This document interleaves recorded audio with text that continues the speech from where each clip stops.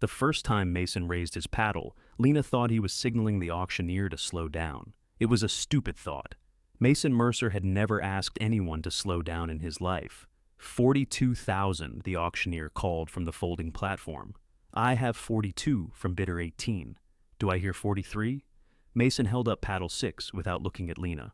A low murmur moved through the fire hall. People had spent the last half hour hearing Mason describe the orchard as 80 acres of fungus and regret. Now he sat 3 rows ahead of Lena, bidding on it as if he had driven there with a plan. Nora leaned toward him. "What are you doing?" He kept his eyes on the platform. 43,000, the auctioneer said. New bidder. Do I hear 44? Lena's fingers tightened around her paddle. At 42, she could still replace the trailer's water heater. At 44, she would be bathing out of a saucepan until spring. She lifted her hand. Mason turned then. His surprise lasted less than a second. What replaced it was worse. Recognition, followed by something almost like offense. He raised his paddle again. 6 weeks earlier, he had inherited everything worth having. The auctioneer smiled. Now we have ourselves a family discussion. Nobody laughed. Lena had arrived at the Mercer County Volunteer Fire Hall 20 minutes early because being late felt like something people could use against her. She had parked Marisol Vega's flour-dusted delivery van between 2 pickups and sat behind the steering wheel until her hands stopped shaking. Marisol had lent her the van with 3 instructions. Don't grind the gears. Don't leave your coffee in the cup holder. And if Mason starts talking like a bank brochure, picture him with a dinner roll in each cheek.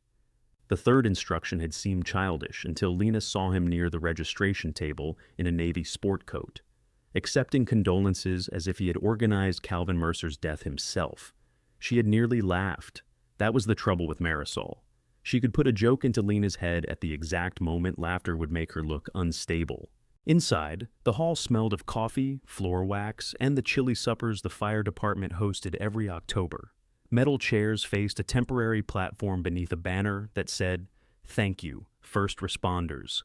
Along one wall, photographs showed volunteer crews standing beside trucks from decades past. Calvin appeared in one, younger than Lena had ever known him, his hair dark and his grin careless. He had one arm around a fire chief and the other around a man Lena didn't recognize. She had been staring at that grin when Mason approached. "You came." He said it quietly, almost kindly, which made her more suspicious than if he had told her to leave. "You put the date in the newspaper," she said. "I didn't put anything anywhere. The estate company did. Then they did excellent outreach." His gaze dropped to the bidder packet in her hand. She had folded it over so the number was hidden, but Mason noticed folded things. Unmatched receipts could ruin his evening. "You're not planning to bid." She looked at his silver tie. Their mother had given it to him for Christmas years ago. Lena knew because she had picked it out while Mason was too busy at work to answer their mother's texts. "I was planning to get a hot dog. There aren't any hot dogs. Then I guess the day's wide open." His jaw moved. Mason had the strong, square face that strangers trusted, and relatives learned to read in millimeters. Behind him, Nora stood near the coffee urn holding 2 paper cups. She wore black slacks, and the green wool coat Calvin once said made her look like a park ranger. Nora gave Lena a small, uneasy wave. Lena returned it. Mason glanced around before lowering his voice. "If you're here to make some statement about the will, this isn't the place. The attorney's office was the place. You didn't want to discuss it there either." There was nothing to discuss. That sentence had followed Lena for 6 weeks. The attorney had read Calvin's will in a room so overheated the windows fogged. Mason received the farmhouse, the savings accounts, the truck, and the remaining farm equipment, subject to the estate's bills. Nora had reached for his hand under the table. Then the attorney adjusted his glasses. "I have made no provision for my granddaughter, Lena June Mercer. Not granddaughter, granddaughter Lena June Mercer." Calvin had used her whole name, the way he did when she had dented the mower or tracked mud into June's kitchen. He had wanted the exclusion to sound complete. Lena remembered waiting for the attorney to continue. He hadn't. The orchard acreage belonged to the estate's remaining property and would be sold, along with the packing buildings, to satisfy obligations and close the estate. Mason had complained afterward that he would have preferred the land bundled with the farmhouse, but Calvin's debts and the auction instructions made that impractical. Even then, Mason had called the orchard a liability. Now he looked at Lena's bitter packet as if it contained a weapon. "Do you even know what you'd be buying?" he asked. "Mostly trees, I think." "Dead trees? Then they should be quiet neighbors." "I'm serious. So am I." His eyes sharpened at that. For one moment, Lena saw not the man in the sport coat, not the regional operations manager who owned 3 identical white shirts, but the boy who used to stand in her bedroom doorway and tell her which of her ideas would get them both grounded. He leaned closer. "You don't have the money." The words landed because they were true. Lena had brought a cashier's check for 10% of the maximum bid approved by First County Agricultural Credit. The rest depended on final inspection, income projections Marisol had helped her prepare, and a loan officer named Glenn, who had said high risk often enough to make it sound like her legal name. She had sold her 11-year-old Subaru to Devin Pike for more than it deserved. She had emptied the retirement account from her 3 years at the hospital billing office.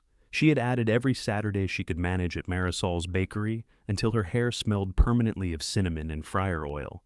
It still wasn't enough to look confident in a fire hall. "You don't know what I have," she said. "I know you asked me for $800 in March. That was for Grandpa's propane, and I paid it. Yes. You never paid me back?" He said he would. Grandpa said a lot of things toward the end. Mason's mouth tightened immediately, as if he regretted letting the sentence out. Lena looked past him at Calvin's photograph. That cheerful young stranger had probably said a lot of things too. Nora appeared beside Mason and handed him a coffee. "Lena, I'm sorry about the mix-up with the pruning knife." Mason shot her a look. "What mix-up?" Lena asked. Nora's cheeks colored. "I thought it was in the kitchen drawer. The one with the red handle?" "It was. We've been sorting. I'm sure it'll turn up." Mason took a sip of coffee that was plainly too hot and refused to react. Lena understood. The knife had not vanished. It had become part of the farmhouse, and everything inside the farmhouse now required permission. "It's fine," she said. "It isn't," Nora said. "Nor?" "I said I'd look." The auctioneer called everyone to their seats before Mason could answer. He and Nora took chairs near the front with the property owners and serious buyers.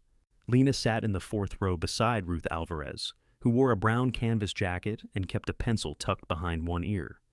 Ruth had supervised Calvin's seasonal crews for 21 years, before quitting after an argument neither she nor Calvin would describe. She looked at Lena's boots, then at the bitter packet. "You get those resoled? Duct tape." "That wasn't my question." "No." Ruth clicked her tongue. "Man will spend $9 on fancy mustard and bury himself in boots before he replaces them. I'm not a man." "Then you've got even less excuse." Lena smiled despite herself. The auction began with equipment: a rusted disc harrow, 2 wagons, a sprayer Calvin had sworn only needed a new belt. Devin bought the sprayer for $400 and caught Lena's eye afterward. He tapped the side of his nose, though they had not arranged any secret. Devin enjoyed behaving as though every purchase involved espionage. Mason bought the smaller tractor. That surprised Lena. The tractor belonged with the orchard more than the farmhouse, but Mason had inherited the house's wide lawn and apparently decided 1 acre required machinery built for 40. He stopped bidding at $7,800, then jumped back in when Devin raised his number. He won at $86. "You see that?" Ruth murmured. "What?" "Your brother bids with his shoulders." Lena looked. Mason sat unnaturally straight, paddle resting on his knee. "What do I bid with?" "Your teeth." By the time the orchard came up, Lena's jaw ached. The auction company projected an aerial photograph onto a portable screen. The property appeared greener from the sky. You couldn't see the cracked limbs, the collapsed section of the west shed, or the irrigation couplings held together with electrical tape. From above, the rows looked disciplined. Calvin would have liked that. The auctioneer described the acreage, access lane, structures, and as-is condition. He mentioned potential agricultural or recreational uses, the phrase men used when they wanted buyers to imagine money without promising any. A neighboring cattle farmer opened at $20,000. A produce wholesaler bid $25,000. Lena waited. She could hear Calvin in her head, irritated by hesitation. "If you're going to cut it, cut it. Standing there squeezing the pruners only hurts your hand." At $32,000, the cattle farmer dropped out. At $36,000, the wholesaler consulted the man beside him. Lena raised her paddle at $37,000. The room turned. Ruth did not. "Breathe through your nose," she said. The wholesaler took it to $38,000. Lena bid 39. He answered with 40. Lena lifted her paddle at 41, and the wholesaler shook his head. For one clean second, she was the high bidder. The orchard filled her mind in pieces. The upper hill at sunrise, June's clover humming with bees, cold apples knocking together in canvas bags. Then came the other pieces, the spoiled crop, Calvin cursing at invoices, rain slipping through the trailer roof into a cooking pot. 41,000, the auctioneer called. Do I hear 42? Lena lifted her paddle. That was when Mason raised his. Now the price stood at 45,000, and Nora's hand remained wrapped around his wrist. Mason, she whispered, you told me we didn't want it. He gently removed her hand. The auctioneer looked at Lena. 46? Ruth finally turned toward her. What's your ceiling? Depends. On what? How much I enjoy indoor plumbing. That's not a number. Lena raised her paddle. 46,000. Mason answered immediately. At 50, the murmuring stopped. At 53, somebody in the back dropped a set of keys. Every small noise seemed to travel across the polished floor and arrive at Lena's chair. Mason bid 54. Lena stared at the back of his head. She knew the shape of it better than anyone in the room. She had thrown walnuts at that head from the hayloft. She had slept against his shoulder in a hospital waiting room, while their mother's breathing grew mechanical behind a closed door. She had once believed that whatever else happened, Mason would never let her stand alone in a room full of people deciding what she was worth. He looked over his shoulder. There was no triumph in his face. There was fear. That frightened her more. 55? The auctioneer prompted. Lena thought of Glenn saying the bank's absolute limit. She thought of the trailer water heater groaning each time she turned the faucet. She thought of Calvin using her full name to leave her nothing. Then she raised her paddle again. 55,000, the auctioneer said. Bidder 18. Do I have 56? Mason's paddle rose halfway. Nora caught it this time, not his wrist. She closed her hand over the cardboard and pulled it down into his lap. What? He whispered. You heard me. You didn't say anything. I am now? Several heads turned. Nora's face had gone pale beneath the freckles across her nose. She kept her hand on the paddle. The auctioneer found great interest in straightening his papers. We'll give our bidders a moment. Mason leaned close to Nora. Lena could not hear every word, only pieces. Investment. You said, not the time, then stop. Ruth rubbed the tip of her pencil against her eyebrow. Always liked that woman. Lena's stomach had tightened so hard she could feel her pulse below her ribs. 55 was already beyond the number she had written at the top of her loan worksheet. Not beyond Glenn's limit, but beyond hers, the private limit calculated with roofing tar, groceries, fuel, and 6 months of pretending she never needed a dentist. Mason looked back at her. Then he pulled the paddle free from Nora's hand and lifted it. 56, the auctioneer said, relieved to be working again. 57, Lena bid. Mason took it to 58. The little room seemed to tilt toward them. Don't do this angry, Ruth said. I'm not angry. That vein in your forehead could pull a stump. 59, the auctioneer called. Lena's fingers did not move. This was where Mason expected her to stop. She could see it in the way his shoulders loosened. $58,000 for land he had called worthless. And he looked relieved because winning mattered more to him than the price. The orchard would remain beside his farmhouse. He could mow down the worst rows, lease the hill for grazing, sell the barns for reclaimed lumber. He could stand at the kitchen window and know there was no place left where Lena belonged without his permission. Going once at 58. Lena raised her paddle. Ruth swore softly. 59,000. Do I hear 60? Mason turned fully in his chair. Lena, the auctioneer pointed at him. Is that 60, sir? No. A few people laughed. Mason's face darkened. Then please hold any family conversation until after the sale. The auctioneer gave Lena a sympathetic smile, which she hated. 59 going once. Mason raised his paddle. Nora stood up. The legs of her chair scraped across the floor. She set her untouched coffee on the seat, picked up her purse, and walked toward the exit. She did not hurry, but she did not look back either. Mason watched her pass Lena's row. His hand stayed in the air for one bewildered second before dropping to his knee. 60,000, the auctioneer said. Ruth's head snapped toward Lena. Tell me you're done. Lena looked at the screen. The aerial photograph had a white border around the property, a clean shape containing all that neglect. In the upper corner, where the slope bent toward the east, the rows ran crooked. June had planted those. Calvin had complained about them for 30 years and never replaced them because they bloomed late and bore through bad seasons. The auctioneer lifted his gavel, 60,000 going once. Lena thought of Mason's paddle coming up after hers. She raised her own. The sound in the room was not a gasp. It was quieter and meaner than that, the sound people made when somebody else stepped onto thin ice. 61,000, the auctioneer called. Do I have 62? Mason stared at her. She could not read his face anymore. Perhaps there was nothing left to read. He looked down at the paddle, then toward the doors Nora had gone through. 61,000 going once. Lena's mouth had gone dry, going twice. Mason lifted one hand. Her heart stopped, but he only rubbed his forehead. Sold. The gavel hit the folding table. Applause broke out in uncertain pockets. The cattle farmer clapped because he appeared to clap whenever anyone bought anything. Devin let out a whistle from the back. Ruth remained still beside Lena, her pencil suspended over a blank corner of the catalog. Lena lowered her paddle. Well, Ruth said, you've certainly solved the indoor plumbing question.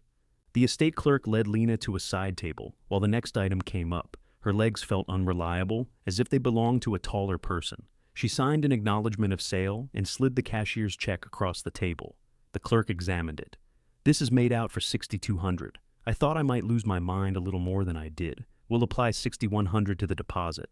Do you want the extra 100 returned now? Lena stared at him. He smiled patiently. The difference. Yes. Please, I need gas. While he prepared the receipt, she looked across the hall. Mason's chair was empty. His paddle lay on the seat, number 6 facing up. Ruth joined Lena at the table. Don't say it, Lena murmured. I haven't decided which thing to say. I know it was too much. That narrows my options. Glenn approved up to 62. Glenn's never met a tree he couldn't repossess. Lena signed the second page. The land appraised above that. Land did. Orchard didn't. The clerk cleared his throat and rotated the receipt toward her. Ruth took the hint and stepped back. Lena folded the paper into her bitter packet, though every part of her wanted to check it again. She had a purchase agreement, not an orchard. Closing depended on financing and the estate delivering clear title. There were still forms, inspections, and opportunities for the whole thing to collapse. That should have comforted her. Outside, cold air struck her damp neck. Nora's green coat was gone from the parking lot, along with her gray sedan. Mason stood beside Marisol's van with both hands in his pockets. Lena kept walking. You could have told me, he said. She unlocked the driver's door. Would you have given me permission? That's not what I meant. You said I didn't have the money. Apparently I had $61,000 worth. No, you have a receipt and a loan payment. She turned. And you almost had a $60,000 investment you invented after I raised my hand. His cheeks flushed in the wind. I was trying to keep you from making a mistake. You bid me up $20,000. The property was already at 41. You entered at 43, 42. That improves it. Mason glanced toward the fire hall doors. Nobody had followed them yet, but he lowered his voice anyway. I thought you'd stop. There it was, not an apology. Just the explanation of a man who had thrown a rock expecting the window to be stronger. Why would I? Because you always stop when things become real. The sentence hit with the dull familiarity of an old bruise.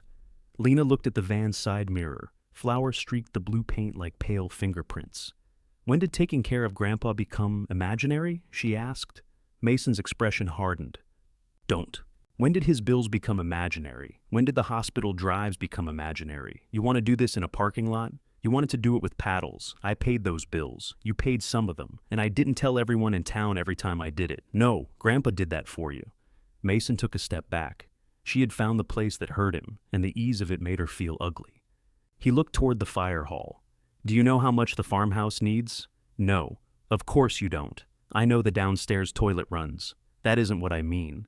Lena almost told him she knew the chimney flashing leaked over the back bedroom, that the kitchen outlet near the sink sparked if the toaster and coffee maker ran together.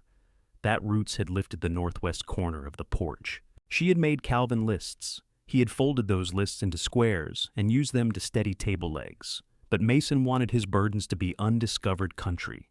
He breathed into his hands.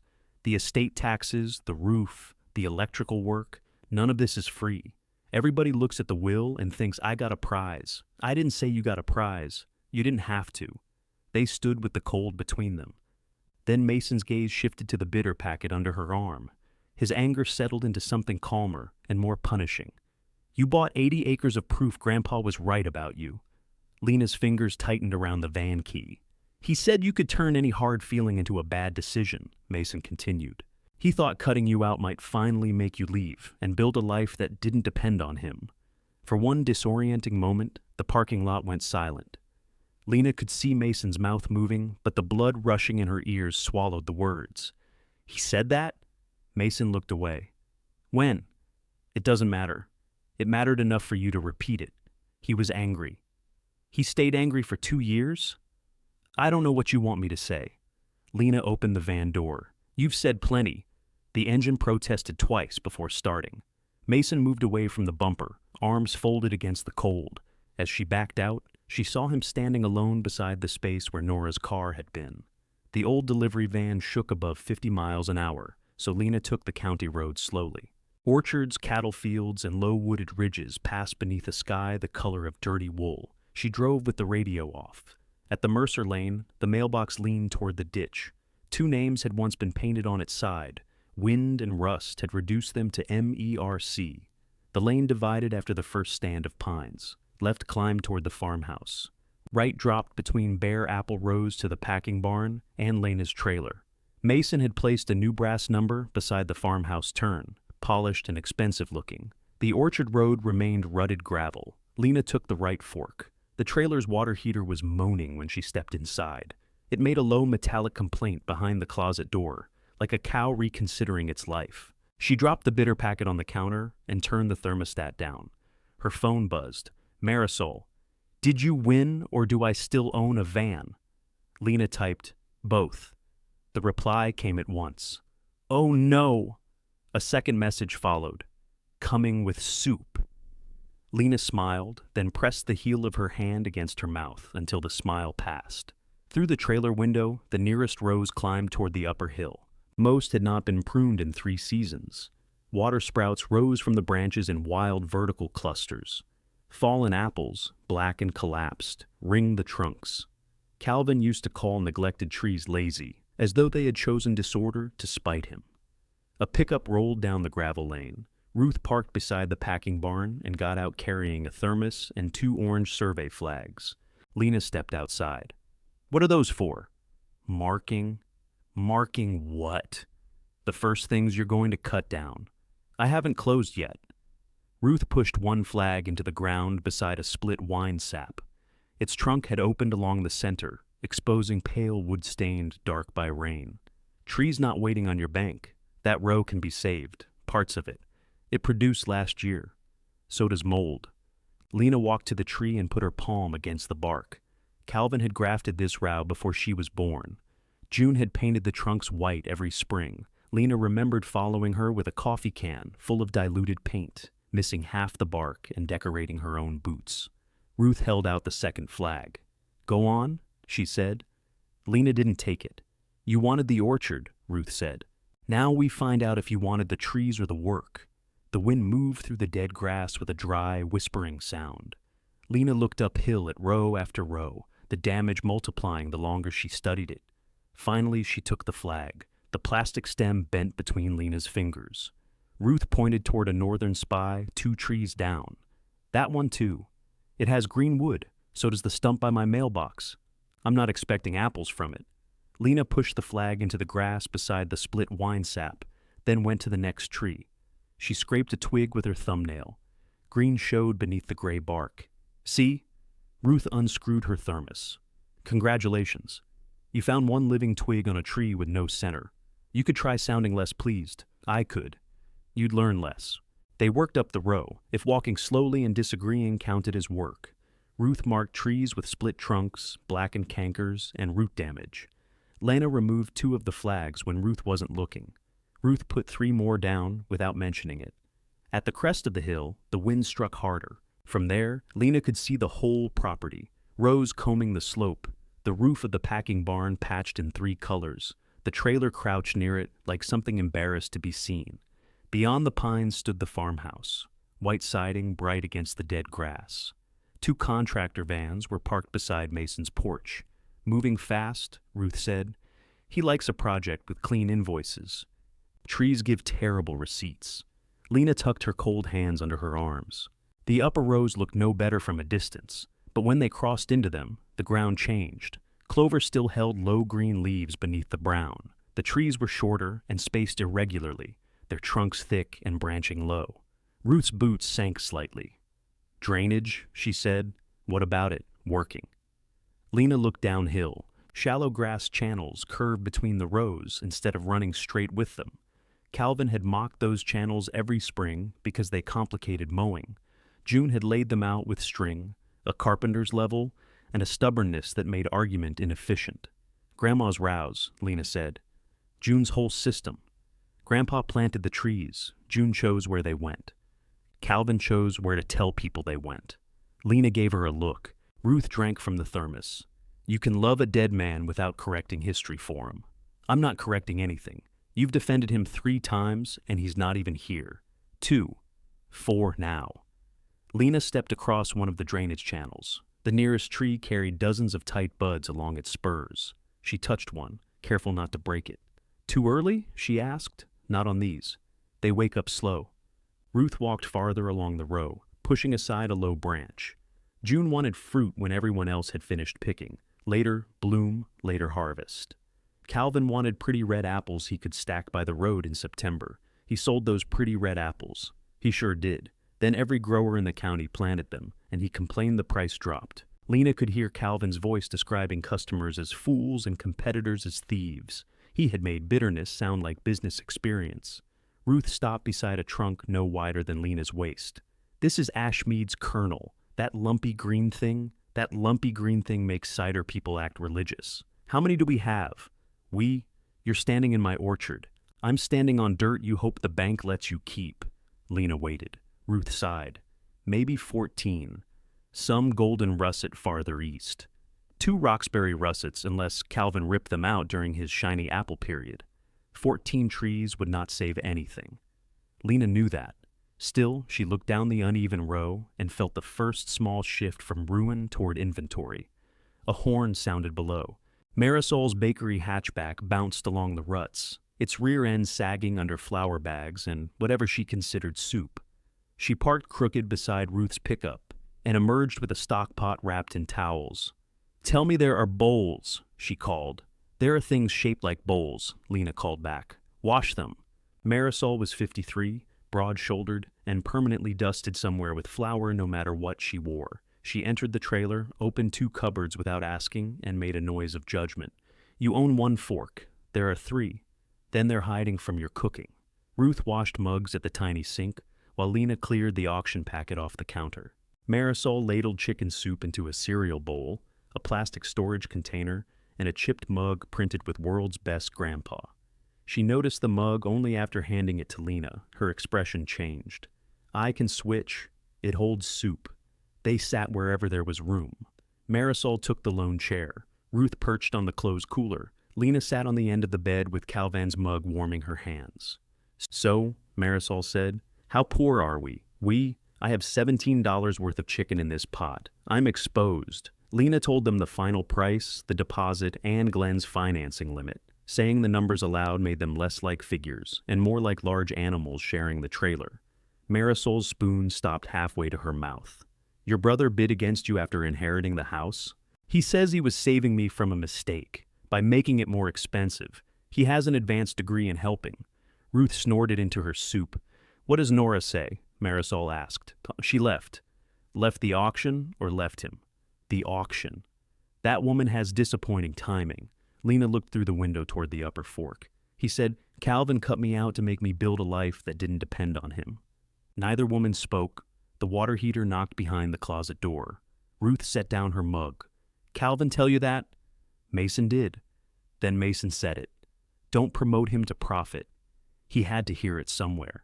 Calvin said 6 things before breakfast that he didn't believe by lunch. That's generous, Marisol said. Usually 9. Lena picked at a crack in the mug's handle. What if he was right? Which he? Marisol asked. Either. Ruth leaned forward, elbows on her knees. You bought land while furious. Bad. The land is neglected. Worse. Your plan has more hopes than numbers. Also bad. Thank you. You want me to say you're foolish? I'll say it. But depending on somebody and doing work for somebody are not the same thing. Calvin got confused about that whenever it benefited him. Lena swallowed a piece of carrot without chewing enough. Marisol reached for the auction packet. When does Glenn come? Monday. To inspect? To decide if his bank wants to ruin its week with me. Good. Ruth can come. Ruth shook her head. No. Lena looked up. No? You're buying it. You talk. I know how to talk. That's what worries me. Ruth agreed to meet them at 9. Glenn arrived at 8:43 in a silver sedan that became brown below the doors before reaching the trailer. He remained behind the wheel for a moment, looking at the mud as though Lena had placed it personally. He was younger than his telephone voice, perhaps 35, with a red beard trimmed into careful lines and spotless boots clearly purchased for the visit. Lena opened his door. If you step on the grass, it's less deep. Is the grass part of the collateral? At this point, probably. He did not laugh, but his mouth considered it. Ruth emerged from the barn holding a clipboard. Glenn looked relieved to see someone with a clipboard. They began at the packing building. The roof sagged above the western bay. The cooler had not run in 18 months. When Glenn asked whether it was functional, Lena said, "It functions as a dark room with a large electric bill." Ruth wrote something. "What are you writing?" Lena asked. "What you should have said instead." The sorting line was dusty but intact. Mouse droppings speckled the conveyor. Glenn photographed everything with a bank tablet, including a hand-painted board listing apple sizes from extra fancy to cider. "Did your grandfather sell cider apples?" he asked. "Everybody sells cider apples," Ruth said. "That's what you call the ones you can't sell for eating." Outside, Glenn studied the marked trees. More orange flags had appeared since the day of the auction. Lena suspected Ruth had been visiting without permission. "How many removals?" he asked. 32 immediately, Ruth said. 12, Lena said. Glenn lowered the tablet. 32, Ruth repeated. Some can be rehabilitated. Some can be firewood in more attractive shapes. Glenn looked between them. Your submitted projections assume 240 producing trees in the first year. They're producing. Rot is a product, Ruth said. Just not a profitable one. Lena stared at her. You asked me to come, Ruth said. I'm revising the plan. That's what this visit is for, Glenn said. His tone was mild, which made Lena nervous. The land value supports the requested loan. I'm less comfortable with your operating reserve. I have bakery income. You included it. You also included anticipated fresh fruit sales before accounting for rehabilitation losses. I can reduce expenses. Which ones? She looked toward the trailer. Its roof patch lifted slightly in the wind. Glenn followed her gaze. Not housing maintenance. The patch has held. The patch is moving right now. It likes fresh air. This time he laughed, but only once. At the farmhouse fork, a contractor's truck blocked the shared lane. Mason stood beside it talking to a man in white coveralls. He noticed Lena, then Glenn's bank tablet.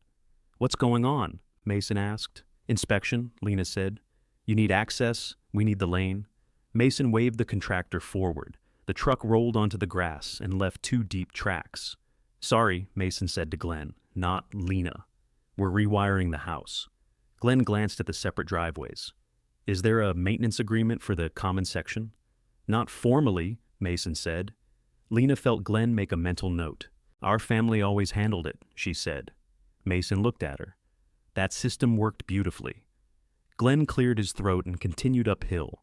The late-blooming rose earned the first approving silence of the morning. Ruth showed him the drainage channels, the clover, and the variety mix. She cut 2 small twigs and scraped them to reveal clean green wood. These are healthy, Glenn said. These are old, Ruth corrected. Healthy takes work. He entered notes into the tablet. Who buys the fruit? We have roadside sales, Lena said. Had, Mason called from below. She ignored him. Marisol Vega will take processed product at the bakery. You can't process commercially in the packing barn yet. I know. And your largest wholesale buyer? Lena hesitated. Ruth looked toward the western ridge, where a dark metal roof showed above the trees. Booker Cider used to buy here, she said. Glenn tapped the screen. Used to. Calvin and Eli had a disagreement. What kind? The kind where nobody sells anybody apples. Glenn closed the cover over his tablet. I need a revised operating budget, realistic removal numbers, and evidence of a market beyond roadside customers. A letter of intent would help.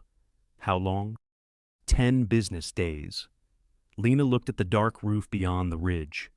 Eli Booker had returned Calvin's final shipment in full, dumping 47 crates beside the barn, while Calvin shouted that he would rather feed every apple to deer than sell to that arrogant son of a brewer. For 2 winters afterward, Calvin had burned broken Booker crates in the stove. Ruth tucked her pencil behind her ear.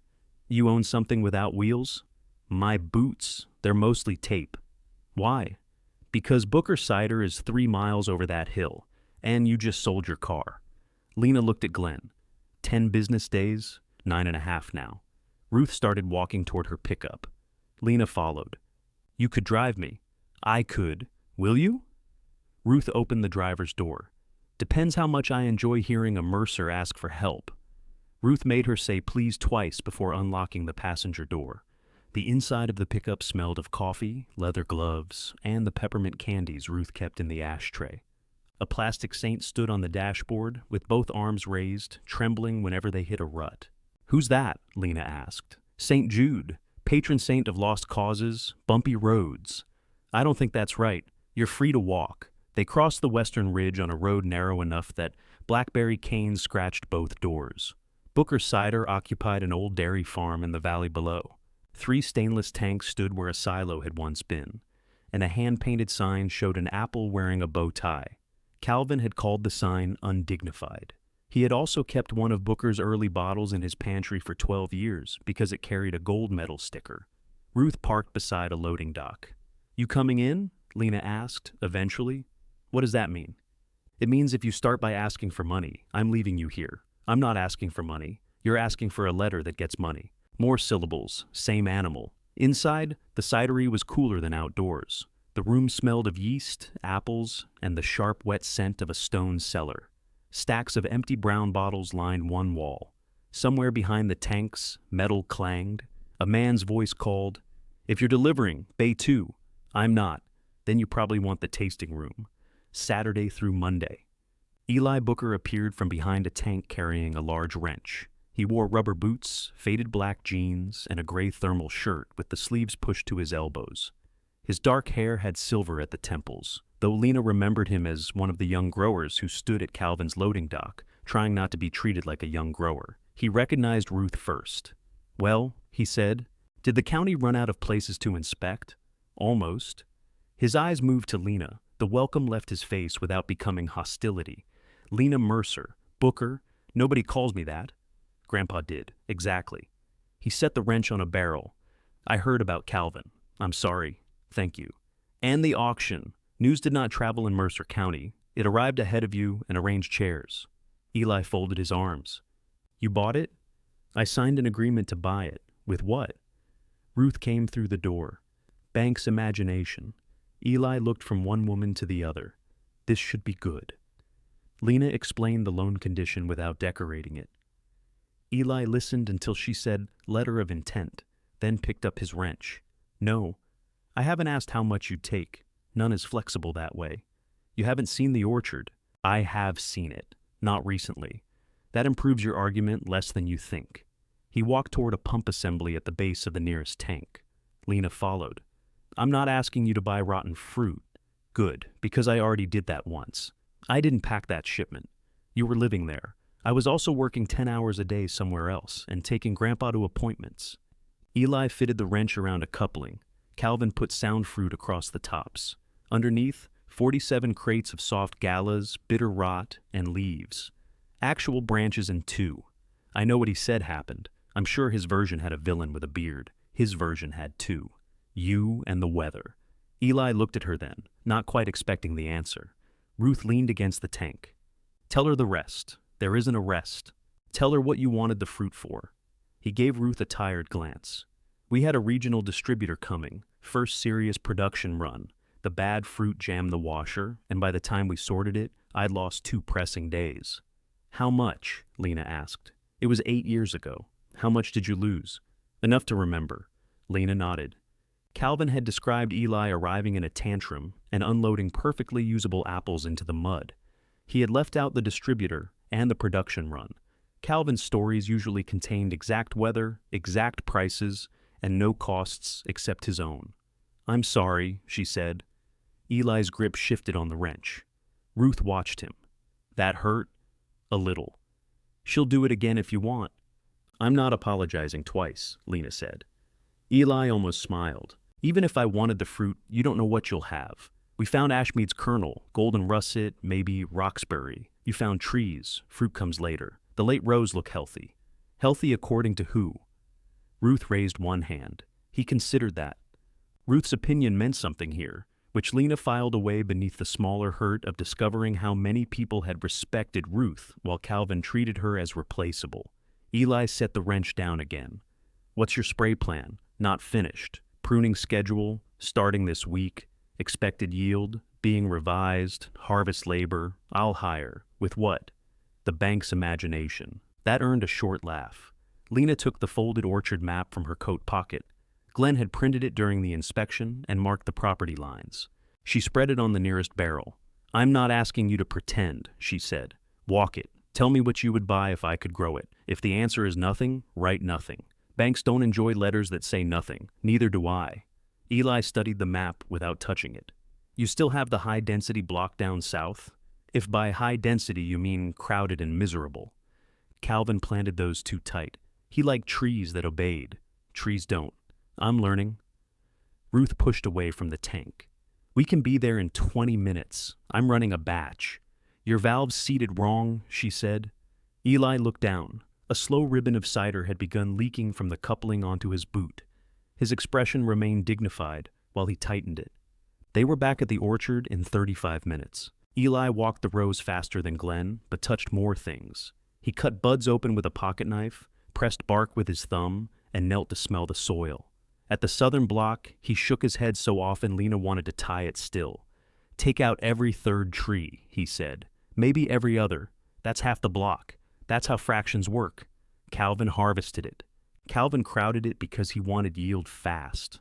Half these branches haven't seen enough sun in 10 years, Ruth wrote on her clipboard. You're enjoying this, Lena said. I enjoy agreement. They climbed to June's rows. Eli's pace slowed. He found the Ashmead's kernel and stood beneath it with one hand on a low branch. I thought Calvin pulled these. He threatened to, Ruth said. He threatened a lot, Lena said. Eli opened another bud. No freeze damage here. What could you use? If it bears? Ashmeads, russets, anything sharp enough to balance the sweets. Not drops, no bitter rot. Pick into clean bins, keep varieties separate. How many bins? He glanced along the row. 8, maybe 10. That's not much. That's what someone says right before trying to sell me 47. Lena accepted the point. I'll write that I'm interested in up to 8 bins at market rate, conditional on quality, he said. Interested, not committed. Glenn asked for intent. Then he can enjoy the distinction. Can you send it today? Eli looked at her boots. The duct tape around the left sole had collected mud and grass. Tomorrow, today would help. Tomorrow will build character. Grandpa used to say that. Today. When Eli left, Ruth handed Lena the clipboard. 32 trees appeared under immediate removal, followed by 11 more labeled likely. Lena tapped the page. You recruited him to outvote me. You think the fungus voted? We can't afford this much removal. We can't afford to prune disease for 3 years and call it loyalty. The first drops of rain darkened the paper. Lena folded it and tucked it inside her coat. A brass number gleamed through the pines above them. One of Mason's contractors carried a roll of cable from the van to the farmhouse. The property looked divided already. Improvement uphill, triage below. Devin has a saw, Ruth said. Devin has 6 saws. 4 of them work when threatened. I'll call him. Don't. Why? I need the revised budget first. You know trees keep dying while you use a calculator? You know banks dislike applicants with no money and fewer trees.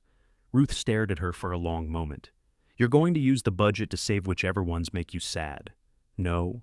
You took out 2 flags. One was on a healthy tree. One was on a post. Lena looked downhill. An orange flag stood beside a fence post near the barn. Ruth's mouth twitched. Wanted to see if you were paying attention. The rain thickened. They retreated to their vehicles, though Lena had only the trailer. Ruth drove away with a toot of the horn. Lena spent the afternoon at the little table revising numbers. Every removal cost money. Every tree left unproductive cost money differently. She built one spreadsheet based on Ruth's count, hated the result, and built another based on 20 removals. The second looked better until she added reduced harvest. Then both looked like competing methods of drowning. At dusk, someone knocked. Nora stood beneath the trailer's weak porch light, damp hair tucked behind her ears. She carried a grocery bag. "I found it," she said. Inside lay Calvin's pruning knife. Its red wooden handle was worn pale where a thumb had rested for decades. The curved blade had a spot of rust near the hinge. Lena did not reach for it immediately. Where? Garage cabinet. Mason moved the kitchen drawer contents into boxes. He could have brought it. He could have. Nora held the bag out farther. Lena took it. "I'm sorry about the auction," Nora said. For not leaving sooner." Lena looked toward the farmhouse. Lights glowed behind two upstairs windows. "Did Calvin really tell Mason he cut me out to make me leave?" Nora wrapped her coat tighter. "I never heard him say that. That wasn't my question." "I know?" She hesitated. "Calvin told Mason you mistook being needed for being wanted. Mason thought it was cruel."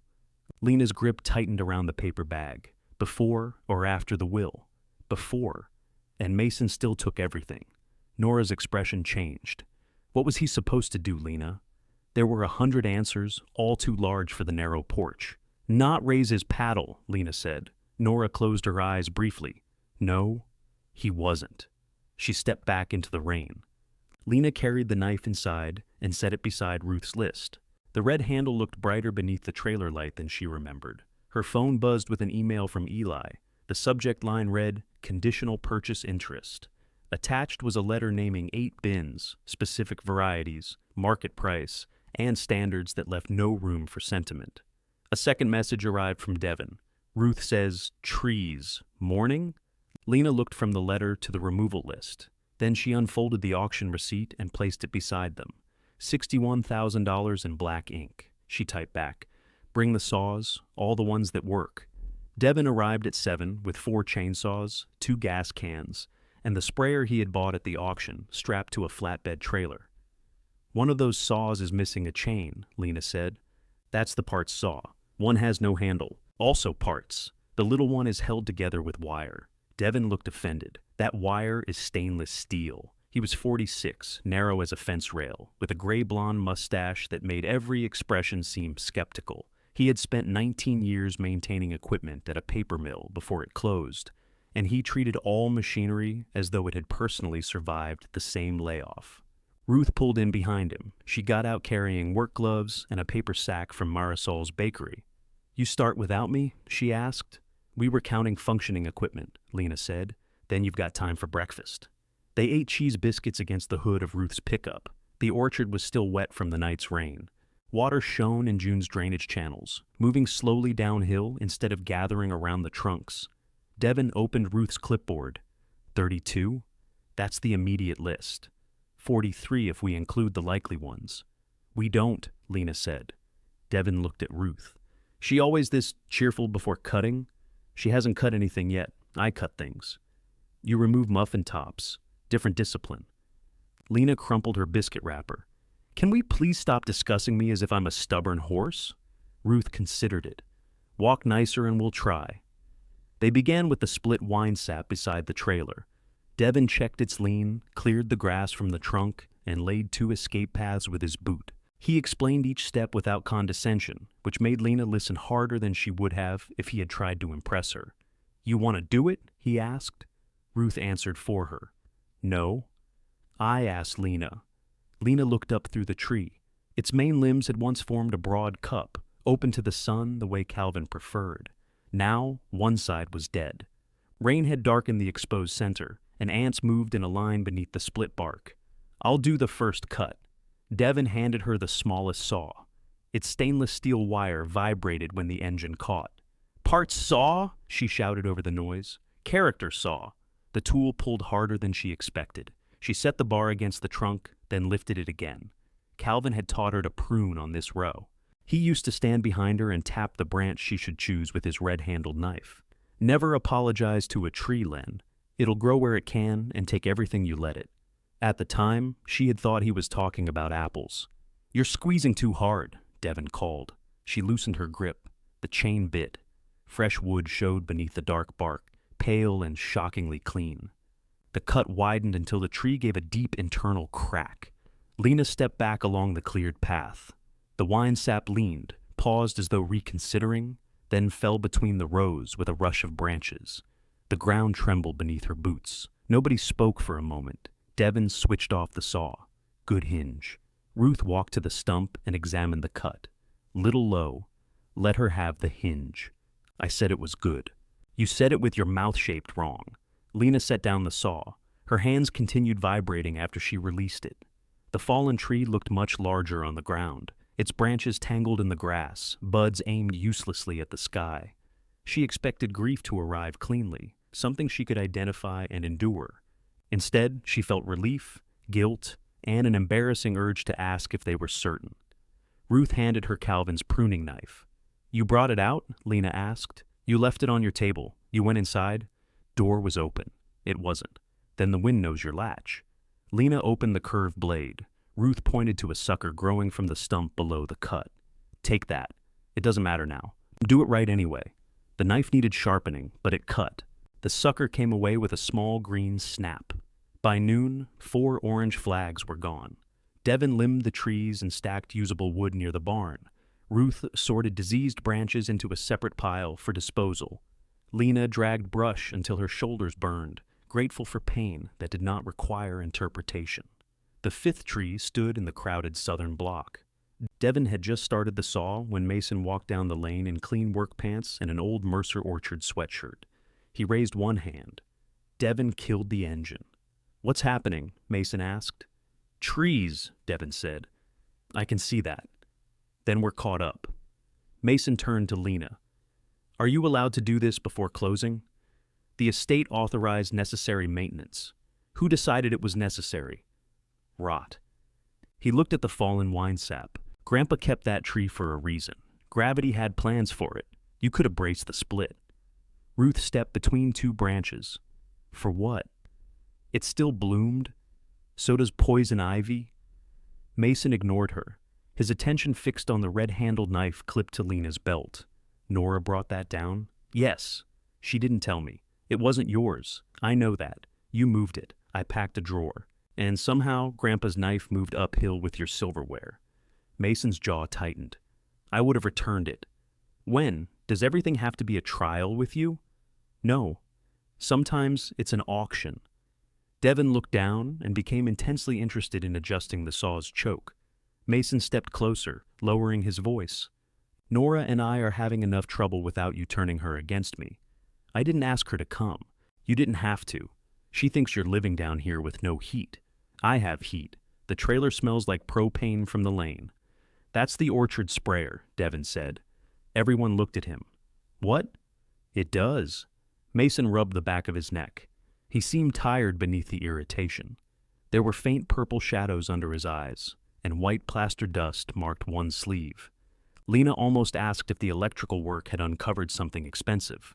The question rose from habit, the old reflex to find the practical problem beneath his mood. She let it go. We're working, she said. He looked at the crowded southern row. You're cutting the best producing block. It's overcrowded and diseased. According to Ruth. According to Light and Air. Grandpa got fruit off it every year. Grandpa got fruit. That isn't the same as making money. Mason's face changed. Calvin had said those exact words to people who questioned him, only reversed. Money isn't the same as growing fruit. You've owned it for 5 minutes, Mason said. I don't own it yet. That makes this better? No, it makes standing here expensive. He took the dismissal. Lena could tell because he went still. A small, formal pause he used when somebody beneath him at work ended an argument. Fine, he said. Don't leave logs near the common lane. After he walked away, Devin waited until Mason reached the fork before restarting the saw. Ruth watched Lena. You missed your chance. For what? To ask him if he wants the firewood. I'd rather burn it wet. That's the spirit. Terrible fuel, excellent family policy. They felled 9 trees that day, not 32. By the 9th, Lena had stopped flinching at the crack. She hated that more than flinching. The revised budget took 3 nights. Marisol let Lena use the bakery office after closing, where invoices competed for space with the recipes and a ceramic pig full of rubber bands. The computer was old enough to make a grinding sound whenever Lena changed cells in the spreadsheet. "You reduce first-year fresh sales by 40%, Marisol said. Ruth reduced them. Ruth isn't in the spreadsheet. She's in every number making that face. What face? The one you're making." Marisol leaned closer to the screen. "This is my reading face. It's very judgmental. I learned to read from nuns. They added removal costs, replacement trees, irrigation repairs, bins, insurance, and fuel. Marisol agreed to stock apple butter and preserves if Lena could use a licensed commercial kitchen. She did not promise quantities she could not sell. "I'll give you 1 shelf," she said. "Eye level, that's prime. Don't get emotional. The bottom shelf hurts my knees." Eli's letter went into the packet, followed by Ruth's rehabilitation schedule and Devon's estimate for repairing the sprayer. He had written his estimate on the back of an auto parts flyer, so Lena retyped it while preserving his description of the machine as old but insufficiently dead. Glenn called the next afternoon. "The numbers are less optimistic," he said. "Thank you." That was approval, not criticism. Lena stood behind the bakery while Marisol emptied a flour sack into the dumpster. White dust lifted around her like smoke. Does less optimistic mean financed? It means I'm recommending approval at the purchase amount with a limited operating line. Final committee meets Thursday. How limited? He gave her the number. That won't cover replanting. No. Your projections show replanting phased over 3 years. They do because the operating line is limited. Then your spreadsheet and our credit policy agree. Glenn sounded pleased by this harmony. Approval came Thursday at 4:16. Lena was glazing cinnamon rolls when her phone buzzed against the stainless steel counter. She read the email with sticky fingers while Marisol pretended not to watch. "Well?" Marisol asked. Lena read it again. "It says yes." Marisol set down the tray she was carrying and hugged her. Lena's cheek landed against a flowery apron. "This is irresponsible," Marisol said into her hair. "I know. I'm proud of you. That seems contradictory. I contain multitudes. Most of them think you need better boots." Closing was scheduled for the following Wednesday in a conference room at First County Agricultural Credit. Glenn placed colored tabs beside each signature line. The estate clerk attended with a folder and a cough. Mason did not come. Lena signed the note, mortgage, environmental acknowledgement, insurance assignment, and enough additional pages to make $61,000 feel like a punishment, administered one initial at a time. When it was over, Glenn slid 2 keys across the table. "What are these?" "Packing barn and cooler." The cooler key was hanging on a nail.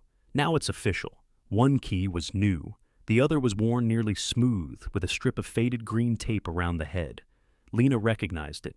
Calvin used to keep it on a hook beside the back door, above a handwritten sign that said, "Return what you borrow."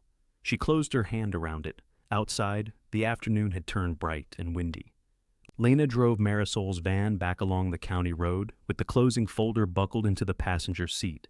At the Mercer lane, she stopped beside the leaning mailbox. The brass number still marked Mason's Fork. No sign marked hers. She drove down to the packing barn, unlocked the door with the green-taped key, and stepped inside. Nothing changed. The conveyor remained dusty. The roof still sagged. A mouse moved behind the cider-grade board with the insolent calm of a tenant protected by law. Lena walked through to the loading bay and raised the warped overhead door. Sunlight spread across the concrete floor, reaching the old sorting line inch by inch. Her phone chimed with a calendar alert. First payment, due 30 days. From the trailer came a metallic bang, followed by silence. Lena crossed the yard and opened the closet. A thin stream of rusty water ran from beneath the dead heater, soaking into the floor. She stood over it with the official keys in one hand. Then she called Devon. "I own an orchard," she said when he answered. "Congratulations. My water heater just exploded. That sounds more like ownership." Devon found the shutoff valve before the water reached Lena's bed. He arrived carrying a wet-dry vacuum, 2 pipe wrenches, and a deli sandwich wrapped in a paper towel. He took one look inside the closet and bit into the sandwich. "That's reassuring," Lena said. "I skipped lunch. I mean, your expression. This is my water heater expression. It's the same as your chainsaw expression. Machines all die for similar reasons. He shut off the trailer's water and electricity, drained the tank through a hose, and removed the lower access panel. Rust flaked onto the floor. How bad? Lena asked. You want dollars or adjectives? Whichever is smaller. Dead. That's one adjective. I'm helping. A new heater would cost almost $700 installed. Devin found a used one removed from a guest cottage during a renovation, but he would not install it until he replaced both valves and part of the scorched electrical line. Scorched? He pointed inside the closet. Lena stared at the blackened insulation. Was I close to a fire? You were close to having an interesting insurance conversation. I don't have trailer insurance. Then, no conversation. For 4 days, she took cold sponge baths from a basin on the kitchen floor. Marisol offered her the bakery apartment's shower, but the apartment belonged to a night baker named Tess, who worked opposite hours and owned a cat that attacked ankles. Lena accepted twice, leaving before Tess came home, and the cat's confidence improved. Devin installed the used heater for the price of parts and 2 future tune-ups on his truck, an arrangement Lena suspected benefited her more. You're billing labor, she told him. I'm not. You worked 8 hours. 6. I spent 2 looking for a socket I put in my pocket. 6 is labor. He opened the refrigerator, found half a jar of mustard and a carton of eggs, and closed it again. I'll bill when the orchard pays you. That could be never. Then I'll enjoy a charitable deduction. That isn't how taxes work. You and St. Jude should start a club. Ruth was less charitable. She handed Lena an invoice after their first full pruning week. It listed 36 hours, mileage, and the cost of replacement saw blades. The total made Lena's newly functioning hot water feel decadent. I thought we were. Lena stopped. Say it, Ruth said. Working together. We are. I didn't know you were charging from the first day. Did you think I was volunteering? Lena had, though she could not explain why, without sounding exactly like Calvin. Ruth owned a small house, drove an old truck, and had accepted fewer hours at a landscaping company to help in the orchard. Lena had converted that sacrifice into generosity before asking. I should have clarified, Lena said. Yes, I'll transfer it tonight. Yes. You don't have to look so satisfied. I enjoy being paid. It's a character flaw. Lena sent the money from the operating line before she could think of a reason to delay. Then she created a payroll column in the spreadsheet and entered every hour Devin had worked, including the ones he refused to bill. The result reduced her available cash to a number that made breathing feel optional. The trees did not care. Budbreak moved uphill in uneven green. The crowded southern block opened first. Leaves unfurling on branches Ruth said should have been removed years ago. Lena and Devin cut out every third tree, leaving raw spaces that made the rows look toothless. Light reached the lower branches for the first time. Beneath the prune trees, clover thickened. June's rose woke later. Lena checked them every morning before the bakery. She walked with coffee in Calvin's mug and the red-handled knife in her pocket, though most mornings there was nothing to cut. The swelling buds took on pink at their tips, golden russet, ashmeads, kernel, roxbury. She learned to tell them apart by branch habit and bark, though Ruth corrected her often enough to prevent pride. You're looking at the tag, Ruth said one morning. I confirmed with the tag. You read it before you answered. That's still knowing. That's literacy. The first flower opened on an ashmead's tree 2 days later. It was white with a blush of pink, no larger or more miraculous than 1,000 apple blossoms Lena had seen before. She photographed it anyway. She almost sent the picture to Mason. Instead, she sent it to Eli. His reply came an hour later. 1 flower. Cancel retirement.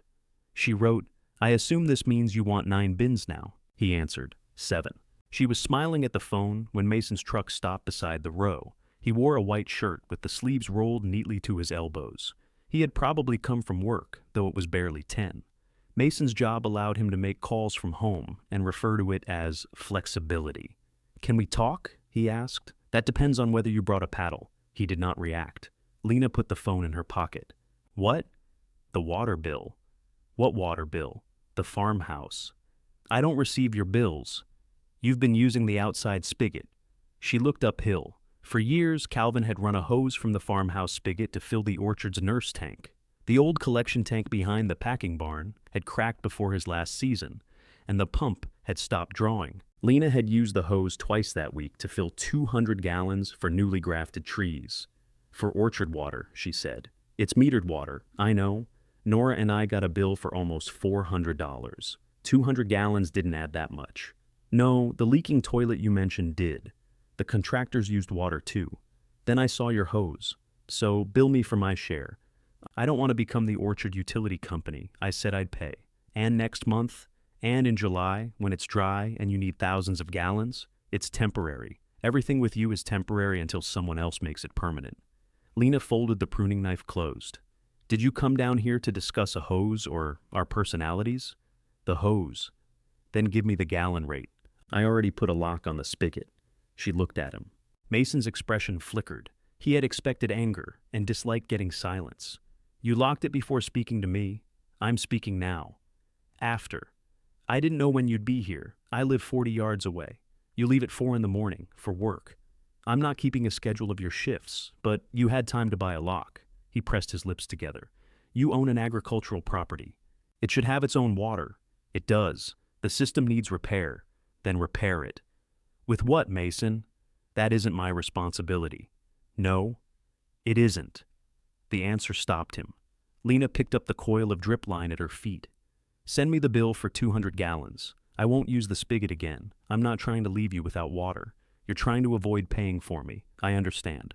You say that like I'm doing something wrong. I said I understand. Your face says something else. Then stop reading my face. He stood there, wanting the fight she had denied him. Finally, he said, Nora wanted me to ask you to dinner. Did she? Sunday. Tell her thank you. Is that yes? No.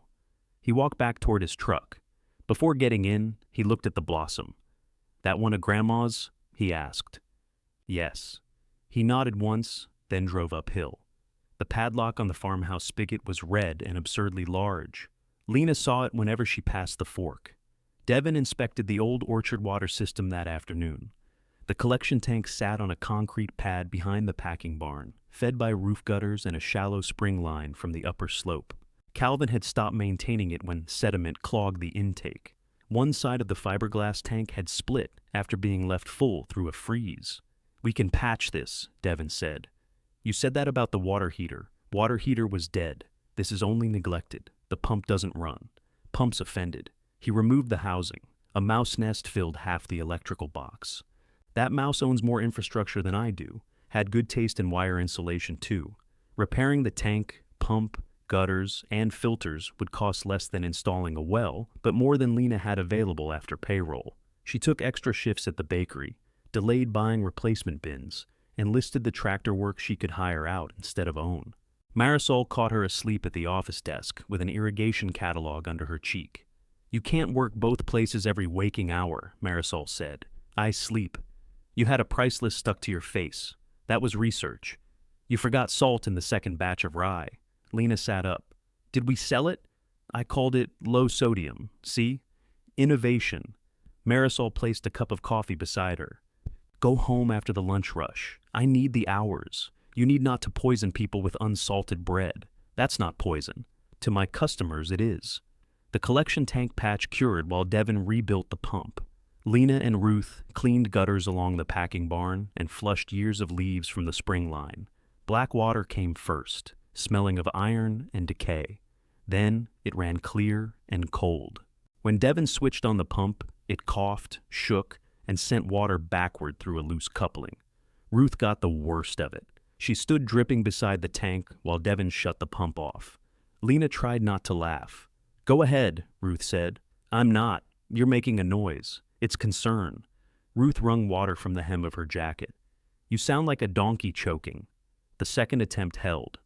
Water moved through the patch tank into the nurse tank on Devin's trailer. The pressure was low, and one filter leaked, but it moved. Lena touched the stream with 2 fingers. It was cold enough to ache. Functioning system, Devin said. Functioning is generous, Ruth replied.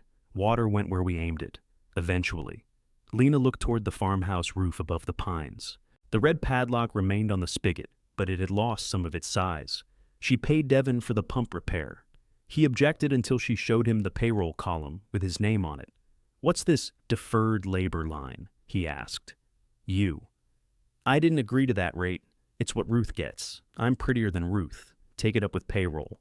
Eli visited near the end of bloom. He walked beneath June's trees while petals drifted onto his shoulders, cutting blossoms open and examining the centers. Good pollination, he said. So 9 bins? Still 7. Your letter says 8. My letter says up to 8. You're a dark-hearted man. I make dry cider. It's required. At the southern block, he pointed to browned flower centers on the earliest variety. Cold injury? Maybe. Not enough to worry yet. Lena checked the weather that night. A clear cold front was moving down from Canada, with temperatures predicted near freezing in the valley. By morning, the forecast had dropped to 28. Ruth stood at the trailer table studying the hour-by-hour temperatures. Lower ground will be worse. Can we irrigate? Not enough pressure for overhead frost protection. Cover the grafts? Yes. Young trees, too. Mature rows, we watch. Watch them freeze. Watch what the cold does. Then we make decisions from damage, not panic. Lena looked out at the orchard. The early block was in full bloom. June's rose still held a mix of flowers and tight pink buds. The sky had turned painfully blue, without a cloud to keep the day's warmth near the ground. Devin arrived carrying tarps. Eli brought a digital thermometer and 6 old orchard blankets from his cidery storage. Marisol came after the bakery closed with coffee, sandwiches, and 3 quilts she warned them not to ruin. By sunset, the air already bit through Lena's gloves. She walked the low rows placing thermometers while Ruth checked the high ground. Water trickled through the repaired system, slow but steady, into buckets for the grafts. At 10, the valley temperature reached 31. At midnight, 29. The blossoms shone white beneath the work lights. Lena cupped one in her hand, unable to warm even that much. Ruth's voice came over the radio from the southern block. 27 down here. Lena looked toward the farmhouse. Every window was dark except one on the second floor. A figure stood behind it, watching the orchard. The figure disappeared from the window. 5 minutes later, Mason came down the lane wearing jeans, an old parka, and bedroom slippers inside rubber overshoes. He carried a red thermos and 2 flashlights. Lena looked at his feet. Those are upsetting. I dressed fast, not fast enough to explain them. Nora bought them. That explains more. He handed her the thermos. Coffee steamed when she opened it. It was strong and slightly sweet, the way Nora made it, not Mason. You have enough people? He asked. For what? I don't know. Whatever you do. We take temperatures and try not to invent powers. Mason looked across the rows. In the work lights, every branch seemed coated with white moths. Grandpa used fires, smudge pots. He sold them. When? After the last cold spring. He said climate change meant no more April freezes. That sounds like him. He read one warm weather article. That also sounds like him. Lena sipped the coffee. The heat hurt her teeth and then felt good. The radio at her shoulder crackled. 26.8, Ruth said. Still falling. Mason heard it. That bad? Depends how long. What can I do? She nearly said nothing. The answer was already formed, sharp and satisfying. Then she saw the tarps lifting over the new grafts near the eastern fence. Take those clips, she said. Don't let the plastic touch the buds. He followed her without argument. They worked down the graft row, tightening covers and weighting corners with stones. Mason's hands were clumsy in the gloves he had brought, but he listened. When Lena told him to lift rather than drag a tarp, he lifted. When she sent him for more buckets, he returned with buckets. At the lowest point in the orchard, the temperature reached 25. The cold settled there like water. Lena could feel it pooling around her boots and climbing through her clothes. Ruth moved among the southern trees, breaking blossoms open with a thumbnail. Devin checked the repaired pump every 15 minutes, though the irrigation system could only protect the small grafts and replacement stock. Eli drove wooden stakes beside the digital thermometers so nobody would kick them over in the dark. Marisol sat in her hatchback with the engine running, pouring coffee and issuing orders through the open window. Eat half a sandwich. I'm not hungry, Lena said. That wasn't a survey.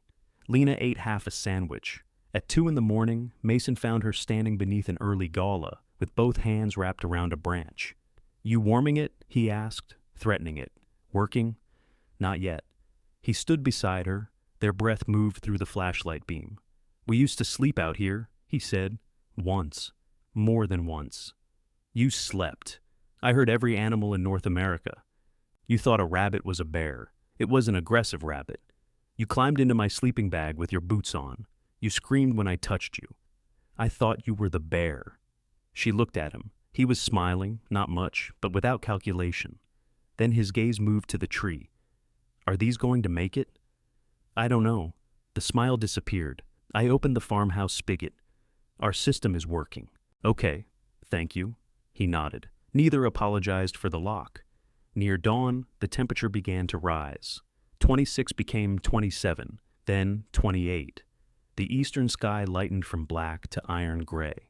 Frost silvered every blade of grass. When the first sunlight reached the low block, the blossoms glittered so beautifully that Lena resented them.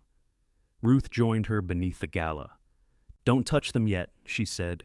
"Frozen tissue breaks. They look fine. They always look fine before thaw." Mason stood a few yards away, hands in his pockets. His rubber overshoes had gone white with frost. "You can go," Lena told him. "You sure?" "No." He stayed until the farmhouse windows caught the sun. The damage took 3 days to declare itself. Blossom centers on the southern trees turned brown, then black. Petals dropped without forming fruit. Higher on the slope, the loss came in patches. A dip between 2 rows had held enough cold to ruin nearly every open flower, while trees 20 feet away kept green centers. June's late-blooming rows had been only partly open. Most of their tight buds survived. Ruth walked with a tally counter. Eli followed with a pocket knife. Lena carried the clipboard and wrote percentages she did not like. "Early block is 70% loss," Ruth said. 60, Lena replied. "Count dead flowers, not your feelings. Some have green at the base." Eli cut open another blossom cluster. "This king bloom is gone. Side blooms might set. So 60. 65, he said. Ruth clicked the counter. "Look at that. Romance." They settled on 65. At the Ashmead's row, Eli examined 10 clusters and nodded. "Minimal injury." "How minimal?" Lena asked. "Stop trying to make me predict bins from flowers. You predicted 7 before. I was being cruel. Your consistency is slipping." He closed his knife. "If fruit set is good, you could still reach the letter quantity from these rows. Smaller crop might size better." Ruth gave him a look. "Don't hand her a silver lining. She'll try to finance it." The revised projection reduced roadside fruit by nearly half. Lena emailed the numbers to Glenn before he could ask. He replied with 3 sentences, the last of which read, "Thank you for proactive reporting." Proactive reporting did not reduce the first payment. Lena worked 2 additional bakery shifts and began sleeping in the 90-minute pieces. She woke before dawn to check irrigation, went to the bakery, returned to prune, and spent evenings cleaning the packing barn. The mouse behind the cider grade board relocated after she removed its nest, but left no forwarding address. Devin repaired the conveyor with parts salvaged from the paper mill. When it groaned into motion, a decade of dust shook from the rollers. "Don't put fruit on it yet," he warned. "What can I put on it? Hope doesn't stain." Marisol brought old plastic bread trays for sorting. Eli delivered 12 used harvest bins with Booker cider burned into the sides. "I'm not giving you these," he said. "What would I do with 12 bins I can't fill?" "Build character. Do you own any other joke?" "Not at current margins." She gave him a receipt for the deposit. He stared at it. "Calvin never wrote receipts. That explains your 47 crates, partly." By petal fall, tiny green apples appeared across June's rows. Lena counted them compulsively until Ruth threatened to hide her tally clicker. The surviving southern trees leafed out thickly after the loss, directing energy into shoots rather than fruit. One morning, Lena noticed the first curled branch tip on a tree near the lane. The leaves had blackened without falling, and the young shoot bent into the shape of a shepherd's crook. She called Ruth. Ruth arrived, inspected the branch, and moved immediately to the next tree. A second blackened shoot hung near the center. "Fire blight," she said. "How?" "Warm rain during bloom. Bees spread it. Wind damage helps." "Can we cut it out?" "This one, maybe." Ruth marked the branch well below the visible damage. They pruned in dry weather, disinfecting tools between every cut. Lena used Calvin's knife only on small shoots and wiped the blade until the red handle smelled of alcohol. 3 more trees showed symptoms by the end of the week. The infected row ran beside the old roadside stand. These were Cortland's Calvin had planted after June died, spaced widely and trained low. In September, their red fruit had been visible from the county road. Calvin used to park his truck beside them for newspaper photographs because the row looked fuller than the rest of the orchard. Ruth examined a trunk canker on the fifth tree and pushed an orange flag into the ground. No. Ruth did not look up. Yes. That canker is old. It's active. We can cut below it. It's in the central leader. Then we retrain a side branch. The infection's in the trunk. Lena pulled out the flag. Ruth took another from her pocket. That tree goes. We just lost most of the early crop, which is why we don't let this spread uphill. The next two are clean. For now. Lena walked around the tree, studying every limb. The bark beneath the canker had sunken and darkened. Amber ooze shone along one edge. What if we treat the whole row? She asked. With what? The biological spray Devin calibrated. We still have enough. That reduces new blossom infection. It does not cure a trunk. We cut hard, spray, and monitor. We remove the source. The first loan payment cleared Lena's account that afternoon. She watched the balance drop, then ordered enough treatment for the roadside row, and paid for an extra day of Devin's labor. She did not tell Ruth until the boxes arrived. Ruth read the shipping label while Lena opened the packing barn. You bought more? I adjusted the budget. Which part? Replacement bins can wait. You need bins. I need trees to put fruit in them. You need healthy trees. They're not all infected. Ruth set the box on the concrete floor. How many did you mark for removal? 6. I marked 14. 14 showed possible symptoms. Possible becomes visible after the bacteria moves. So, we remove every tree that looks sideways. We remove the ones with infection in the framework. We can save 8. Maybe. At the cost of treating the row, cutting it 3 times, and risking the block above. It's the only row customers can see from the road. There. The truth landed between them.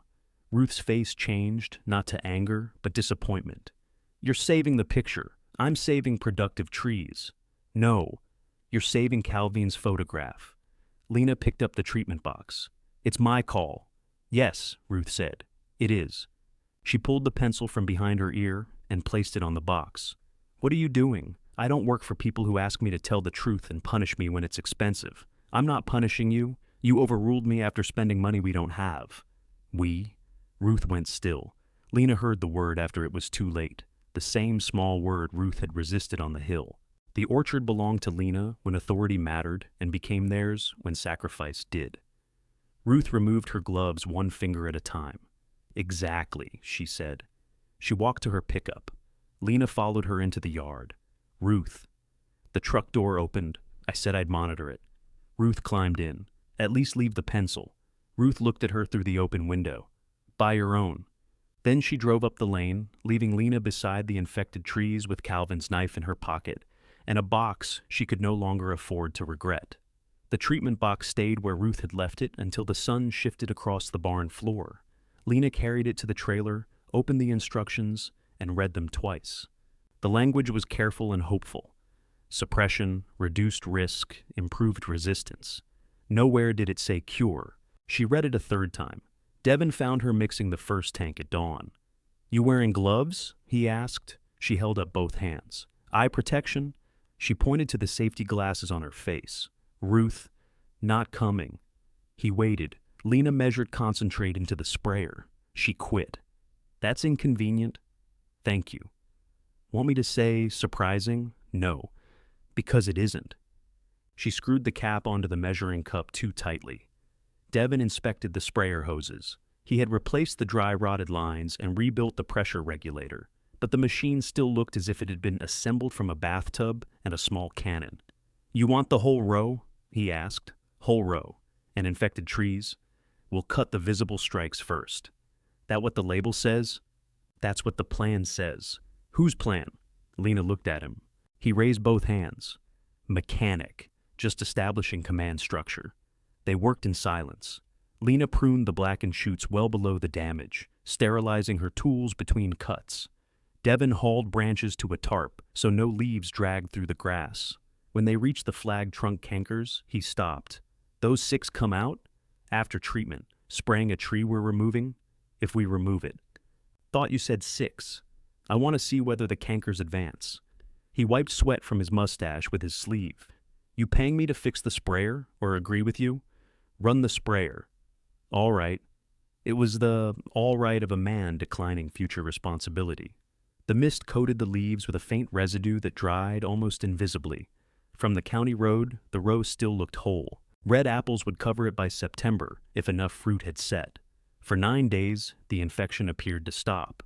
Lena walked the row, morning and evening, marking each cut with blue tape and measuring the cankers with a ruler. No new strikes appeared. She entered the results into a notebook and carried it in her back pocket as proof.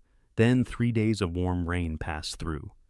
The first New Shepherd's crook showed on a Cortland uphill from the treated row. 2 appeared the next morning. By evening, Ruth's 14 orange flags no longer seemed excessive. Lena cut until dark. The next day she found ooze on a central leader in the block above. She sat in the wet grass beneath it, pruning saw across her knees. Rain ticked through the leaves and ran down the back of her collar. Her notebook lay open beside her, ink bleeding around the measurements. Devin stopped the tractor at the end of the row. He had borrowed it from a landscaping friend to move brush because Mason's smaller tractor remained uphill. He switched off the engine. How many? 17 total today. He climbed down. You call Ruth? She knows how phones work. That wasn't my question. She quit. People can quit and still answer. Not me, apparently. Devin looked at the infected leader. This one? Yes. Whole tree? Yes. He nodded but did not reach for the saw. What? Lena asked.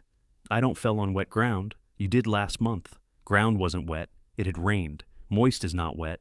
This is wet. You're making that distinction because you want me to call her. I'm making it because falling under a tree is bad for my rates. Lena stood and wiped her muddy palms on her jeans. Ruth's house sat at the edge of town, behind a chain-link fence covered in trumpet vine. Lena borrowed Marisol's hatchback and arrived just after 6. Ruth was in the driveway changing the blade on a push mower. She glanced up, then returned to the bolt. You left your pencil, Lena said. You kept it. I bought you 6. Wasteful. They came in a pack. Ruth set the wrench down. What do you want? 17 more are infected. I'm sorry. I know you're not surprised. Still sorry. Lena stood outside the open gate. Ruth did not invite her through. I was wrong. Yes, I spent $860 on treatment and labor. That makes you specifically wrong. I cut the 6 trees. After it spread. Ruth wiped the mower blade with a rag. Lena had practiced an apology on the drive. It had begun with the pressure she was under, moved through the visual importance of the roadside row, and ended with a reasonable explanation of why the treatment had not been entirely foolish. Now all of that sounded like something Calvin would deliver from behind his desk. I wanted the orchard to look like I was winning, she said. Ruth stopped wiping. I wanted Mason to drive past and see the red row. I wanted people on the county road to think I knew what I was doing. You told me it could threaten the block, and I made you fight for facts I was paying you to give me. Yes. And then I said, we, when I meant you should help carry my risk. Ruth draped the rag over the mower handle. Better. I'm sorry. Also better. I need help. Worse. Lena held out the new pencils. Ruth looked at the package but did not take it. Why did you leave, Calvin? Lena asked. You know why. I know there was an argument. There were 6,000 arguments. The last one. Ruth sat on the concrete step beside her garage. For a moment, she looked older than Lena had ever seen her. Not frail, worn in places anger usually covered. The Booker shipment, she said. I told him half those galas belonged on the ground. He said Eli paid for 47 crates and would get 47. I graded what was sound. Calvin came back after I sent the crew home and filled the bottoms himself. Lena thought of the branches Eli had found under the good apples. You knew? I knew when Eli dumped them back. Calvin blamed me in front of the crew, said I'd packed carelessly because I was angry about my hours.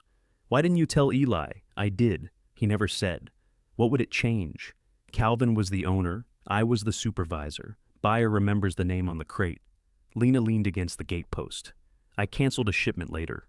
I heard. He didn't speak to me for 11 days. He spoke to me plenty. You left because he blamed you? I left because he expected me to keep carrying his name after he made it dirty. The words settled differently from Mason's accusation that Lena depended on Calvin. Calvin had depended on all of them, Ruth's judgment, Lena's care, Mason's checks, then treated acknowledgement as a debt he refused to owe. I don't want to do that, Lena said. You already started, I know. Ruth examined her face. If I come back, Orchard Health calls belong to me. You can disagree, you can ask questions, you can get another qualified opinion, but you don't quietly change the plan after I leave. Agreed? And payroll on Fridays. Agreed. And no saving trees because they photograph well. Lena hesitated. Ruth pointed toward the street. Gates behind you. Agreed. Say the whole thing. No saving trees because they photograph well. Ruth took the pencils. They removed 21 trees over the next 4 days. The picturesque roadside row became a series of stumps and gaps. Lena watched from the loading bay while Devin felled the last Cortland. She did not ask him to leave one for appearance. Ruth stood beside the trunk, directing the fall away from a healthy neighboring tree. The Cortland came down cleanly. A tractor engine sounded near the pines. Mason drove downhill, the small tractor's bucket raised just enough to clear the ruts. He stopped beside the brush pile. What happened? He asked. Fire blight, Lena said. All of them? Enough. He looked toward the county road. Without the row, passing cars could see the packing barn's patched roof and the empty spaces behind the old stand. Grandpa planted those after Grandma died. I know. He had his newspaper picture there. I know that too. Mason climbed down from the tractor. You need these moved? We've been borrowing equipment. This has a grapple attachment. How much? For what? To use it. He frowned. I'm offering. And I'm asking the cost. Nothing? That arrangement isn't working for us. Mason looked at Ruth, who became occupied with sharpening her saw. Fuel, he said finally. And if you bend the grapple, Devin fixes it. Devin? I'm pretty, Devin said from the brush pile. People assume competence. They settled on fuel and a written note listing the dates. Mason laughed when Lena wrote it on the back of a treatment invoice, but he signed. He stayed to operate the grapple. For 2 hours, he carried brush to the disposal pile, while Lena and Ruth cut trunks into manageable lengths. He did not criticize the removals. When he found an orange flag beneath a branch, he pushed it back into the ground beside the correct stump. Nora walked down around noon with lemonade. She took in the missing row and said only, It looks different. It is, Lena said. Nora handed her a glass. Mason said you needed the tractor. I rented it. Mason called from the seat. She's paying in gasoline and paperwork. Sounds serious, Nora said. Her smile was cautious. Lena returned it the same way. By early summer, the surviving fruit had grown to the size of walnuts. June's rows carried the heaviest set, though Ruth made them thin every cluster to 1 or 2 apples. We just lost fruit, Lena protested, dropping another tiny apple into her bucket. We're choosing fruit. They all look chosen to me. Then pick favorites faster. Paid pruning days became regular. Devin kept the sprayer moving. Ruth wrote weekly instructions in her new pencil and taped them inside the packing barn. Lena followed them. Even when cutting healthy-looking fruit felt like throwing coins into the grass. The repaired water system ran each morning. Gutters fed the collection tank when it rained. The spring line sustained it when it did not. Pressure remained weak, but water reached the young trees without the farmhouse spigot. Lena stopped looking at the red padlock. One afternoon, she drove the rented tractor uphill after refueling it. Mason was on the farmhouse porch surrounded by boxes of flooring. He pointed toward the side yard. Park it there. She lowered the bucket. Thanks. He looked downhill at the orchard. You going to put the sign back? What sign? Mercer Family Orchard. It's in the garage rafters. Lena remembered the black letters, Calvin's name painted smaller beneath them after June died. I don't know, she said. You should. People recognize it. She shut off the engine and climbed down. People recognized the infected row, too. Mason looked at her, unsure whether she was joking. So was Lena. That evening she passed the empty roadside stand and slowed. Without the Cortlands, the view opened all the way to June's upper hill. The crooked late rose caught the setting sun, every surviving apple briefly bright among the leaves. For the first time, the orchard looked less like Calvin's photograph. Lena found that she could bear it. She left the roadside stand without a sign. By August, people began stopping anyway. They slowed when they saw ladders in the rows or Devin's repaired sprayer rattling along the hill. Some turned in and asked whether the orchard was open. Others simply parked beside the packing barn and announced that Calvin used to give them bruised apples for pie, as though this arrangement had transferred with the land. Lena sold nothing she had not weighed. The first woman to object looked personally betrayed. Calvin never charged me for drops. Calvin had a creative relationship with income. I brought him zucchini. Lena looked at the 3 enormous squash in the woman's car. I understand his decision. Ruth made a sign from scrap plywood. Not open yet. Please do not pick. Below it, Devin added, apples have lawyers. People stopped touching the trees. The surviving fruit gained color slowly. The ashmeads stayed green and rough-skinned, while the golden russets turned dull bronze. Mason's favored red varieties in the lower block looked market-ready weeks before their flesh was ready. Lena understood how Calvin had been tempted. A red apple could lie from 20 yards away. Eli arrived every Thursday with a refractometer and the solemnity of a physician delivering news. He cut an apple, squeezed juice onto the glass, and held it toward the light. 11.2. Is that good? It's 11.2. Your communication style inspires violence. He bit into the apple and chewed. Starch isn't converted. Acid's green. The apple is green. Your expertise is becoming dangerous.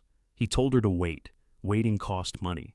The cooler was running after Devin replaced a relay, but electricity turned the meter fast enough that Lena checked it twice a day. Harvest bins sat empty in the barn.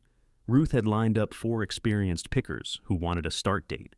The bakery had cleared half a shelf and printed labels for preserves that did not exist. Lena waited. A week later, Eli tested again.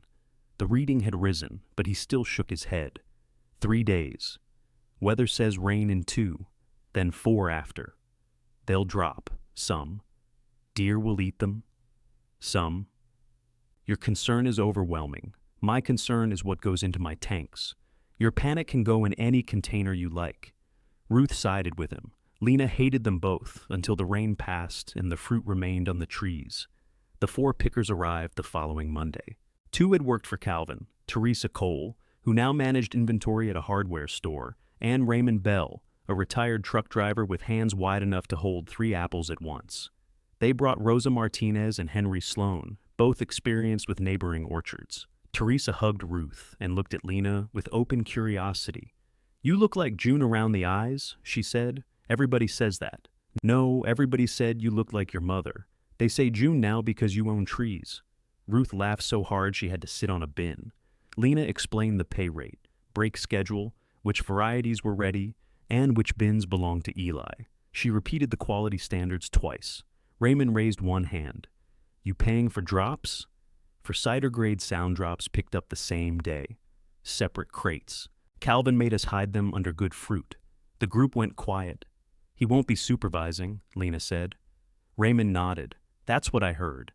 The first apple Lena picked was a Macintosh from the middle slope. It released with a small turn, cool and heavy in her palm.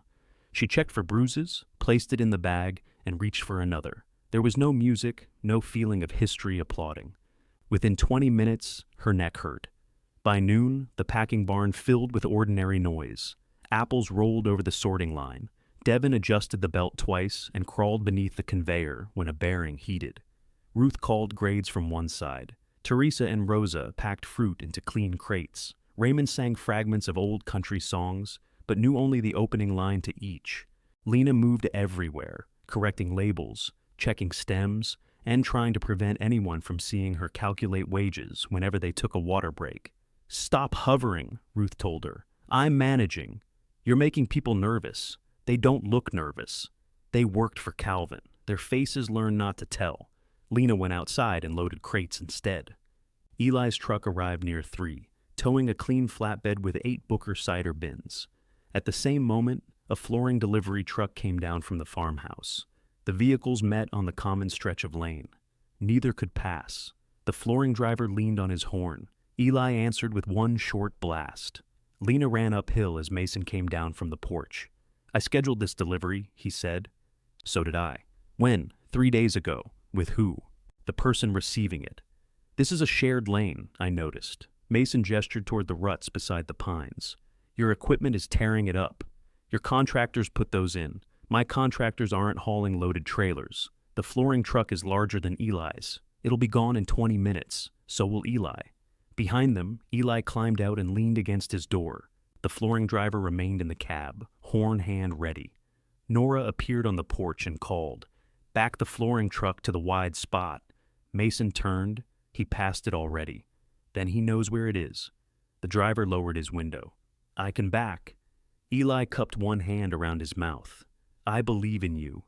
The truck reversed with 3 piercing backup beeps every 5 seconds. Nora guided it from the porch, while Mason stood in the lane with the expression of a man whose authority had been subcontracted. When Eli's trailer passed, one wheel sank into a fresh rut. "That's getting worse," Mason said. "I'll split gravel," Lena replied. He looked surprised. "Half the common section," she said, "based on use. You want to measure tire trips?" "No, I want to keep us from screaming in front of apples." Mason glanced toward the packing barn. The workers had come to the doors to watch. "Half," he said. Lena wrote the agreement that evening. Mason added a line requiring delivery schedules to be posted 48 hours ahead. Lena added exceptions for weather-dependent harvest. Nora brought lemonade while they argued over the wording, and signed as witness without being asked. It was the first family document Lena had signed in months that did not leave her poorer. Eli accepted the first 2 bins. He rejected nearly a third of what Lena had designated for cider, pulling soft apples and fruit with open skin. "These are same-day drops," she protested. "This one has a worm waving at me. It's friendly. It can buy a ticket to the tasting room." She resorted the fruit. The accepted weight fell below her estimate, but Eli wrote a check before leaving. It was smaller than her loan payment and larger than any orchard income since Calvin's health failed. Lena held it by the edges. "You can touch the ink," Eli said. "It's modern. I expected more zeros. I can add some after the decimal." She deposited it with her phone before he reached the end of the lane. Marisol took the sound seconds to the bakery's licensed kitchen. They cooked the first batch of apple butter after closing, filling the room with cinnamon, cloves, and hot fruit. Lena turned the long-handled paddle while Marisol sterilized jars. "This is too sweet," Lena said after tasting. "It's apple butter. It tastes like a candle." Marisol handed her a lemon. Acid. They adjusted the batch until the apples tasted like themselves. The first jars cooled on towels beneath the office window, their lids popping one by one. Marisol applied the labels. Mercer Orchard Apple Butter. Lena stared at the name. "What?" Marisol asked. "I didn't approve that." "It's your orchard. It was his. He's not making the butter. Neither is Mason, and he owns the farmhouse with the old sign." Marisol peeled one label off. "What do you want it called?" Lena thought of June's drainage channels, the late trees, the crooked upper hill. "I don't know yet. Then these are temporary. The first 12 jars sold in 2 days." Marisol handed Lena the sales sheet with one name circled. Nora Mercer had bought 3. "She paid cash," Marisol said. "Why is that relevant?" "Because she asked me not to mention it. And you circled her." "I'm terrible with secrets that insult my preserves." Lena did not tell Mason. As August leaned toward September, the orchard changed color by elevation. Early fruit left the branches. Mid-season varieties filled crates along the packing line. June's late rows remained firm and stubborn, building sugar through cool nights. The work found a rhythm: pick, sort, cool, deliver. Pay wages Friday, clean bins, check the pump, record losses instead of hiding them. One evening, Ruth stood in the empty loading bay after the crew left. "You know what this place needs?" she asked. "A roof, a pressing day." Lena looked up at the sagging western bay. "A roof first. June used to run one after late harvest. People brought their own apples, paid by the bushel, took cider home. Calvin stopped it. Calvin said the public got in the way. They probably did. They also bought seconds, preserves, and everything left on the roadside table." Lena swept leaves toward the door. "We don't have a public press. Eli has a mobile mill. He dislikes the public. He dislikes everyone. That makes him fair. I can't organize an event while harvesting. I can."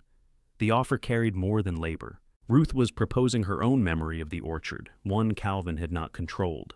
"Paid tickets," Lena said. "Of course. Set hours. Yes. No free drops for zucchini." Ruth considered it. Case by case. They chose a date after the Ashmead's harvest. Marisol offered food. Devin said he could wire temporary service if Lena stopped calling extension cords temporary wiring. Eli refused twice before agreeing to bring the mobile mill for a flat fee and cider sales. Word spread before Lena printed anything. People began asking at the bakery. Former customers called the Orchard phone number Calvin had disconnected years earlier, somehow reaching Lena's cell through an old listing. Teresa volunteered to run packing demonstrations if she was paid. Lena said yes before shame could make her say friendship. The late apples tested at 13.8. Eli bit into an Ashmead's kernel and stopped chewing. "What?" Lena asked. He took another bite. "Booker." He looked at the rough green apple as if it had spoken privately. "That's good fruit," he said. The 4 words warmed Lena more than praise should have. "How many bins?" 8. "Your letter already says 8. I'm honoring my letter." "Generous. Don't ruin it." They scheduled the late harvest for the following Monday. On Friday, the Weather Service issued a high wind warning. A cold front was expected Sunday night, with gusts above 50 miles an hour. Lena stood beneath June's rose while the branches moved against a still blue sky. The apples were heavy now. Every gust before the storm knocked 1 or 2 into the grass with soft, expensive thuds. Ruth checked the forecast on her phone. "We can start tomorrow," Lena said. "Fruit needs 2 more days. It won't get 2 more days if it's on the ground. It won't press right if it's underripe." Lena picked up a fallen Ashmead's and pressed her thumb into the unmarked skin. Below them, the old packing barn roof lifted at one corner and settled again. Ruth looked from the trees to the barn. "Secure the roof," she said. "Then we decide what we're willing to lose." They secured the roof with screws, battens, rope, and the kind of language Devon reserved for old buildings. The western sheet had lifted away from its fasteners. Devon refused to let anyone climb once the wind began, so they worked through the afternoon. Lena held the ladder while he crawled along the ridge with a drill clipped to his belt. "This metal's thinner than my first truck," he called. "Was your first truck famously thin?" "It became famous after the floor fell out." Ruth stood below, sorting lengths of lumber. "Focus on the roof." "I am." "Roof reminds me of the truck." The packing crew covered the sorting line and moved empty bins away from the doors. Marisol arrived with plastic sheeting from the bakery. It was food grade, expensive, and entirely unsuited to roofing, which did not stop her from offering it. "We can wrap the whole barn," she said. "In what, 6-foot sections?" Devon asked. Not with that attitude. They ran out of exterior screws at 4. The hardware store was 20 minutes away, and the sky had begun filling with high gray cloud. Mason's contractor vans were still at the farmhouse. Lena found him in the dining room, surrounded by unopened flooring boxes. The room smelled of plaster and fresh electrical insulation. Nora sat cross-legged on the floor, comparing paint cards beneath a chandelier with 3 missing glass shades. "I need to borrow exterior screws," Lena said. Mason looked toward the window. "How many?" "A box. I'll replace it tomorrow." "The roof?" "Yes." He went to the garage and returned with 2 boxes, a coil of rope, and a package of heavy tarps. "I only need the screws. You'll need the tarps if it opens. I have plastic." "What kind?" "Food grade." Nora stood. "Marisol?" "Marisol." Mason picked up the rope. "I'll come look." "You don't have to." "I know." At the barn, he studied Devon's battens, then climbed the ladder before Lena could object. He did not know trees, but years of managing facilities had taught him to inspect other people's work without insulting them immediately. "This corner needs another strap," he said. Devon looked down at Lena. "He always like this?" "Yes. Useful in small doses." Mason heard him. "That rope is tied to a gutter bracket. Temporary. The bracket will pull out." "I was moving it." Mason retied the line around a roof beam through the loft opening. Devon added screws along the edge. They disagreed for 40 minutes and produced a stronger roof. Lena watched from below with the strange sensation of seeing 2 difficult appliances connected to the same circuit. When Mason climbed down, Nora handed him a bottle of water. "Your flooring truck coming Monday?" Lena asked. "If the road's clear, we're harvesting." I saw the schedule. He had read the paper posted at the fork. "Storm may change it," she said. "Then write the change." She expected sarcasm. There was none. Ruth tested fruit from 3 sections that evening. The lower Ashmeads had developed enough sugar to press. The upper row needed more time.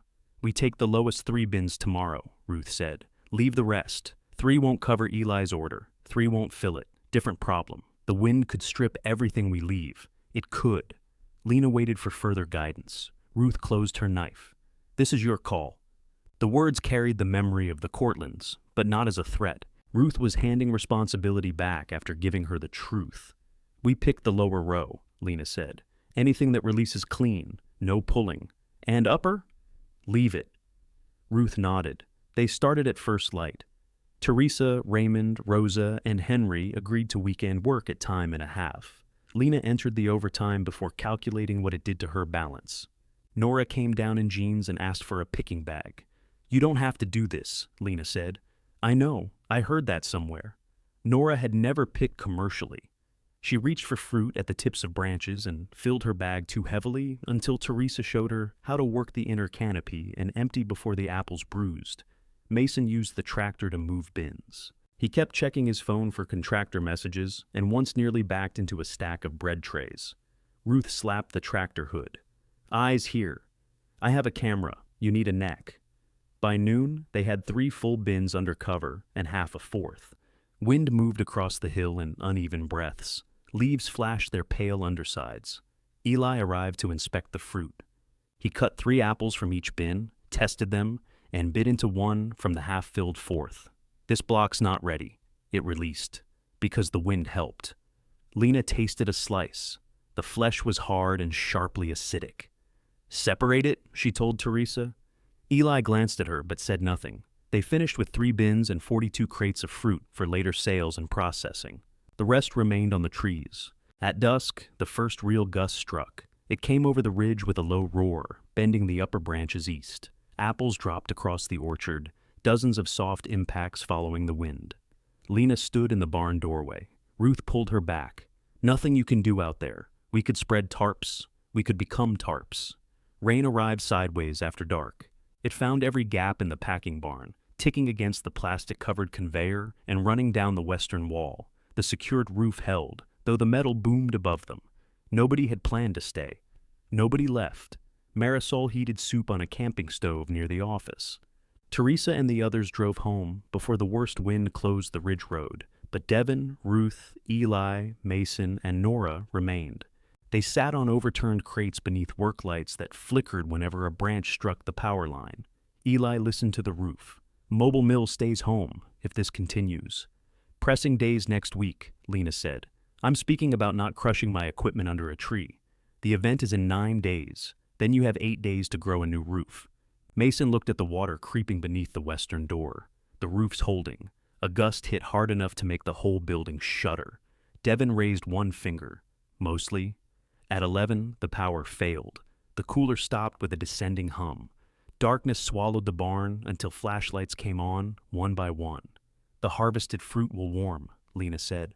"It's 50 degrees outside," Ruth replied. "It'll live. What about the pump? Tank's full.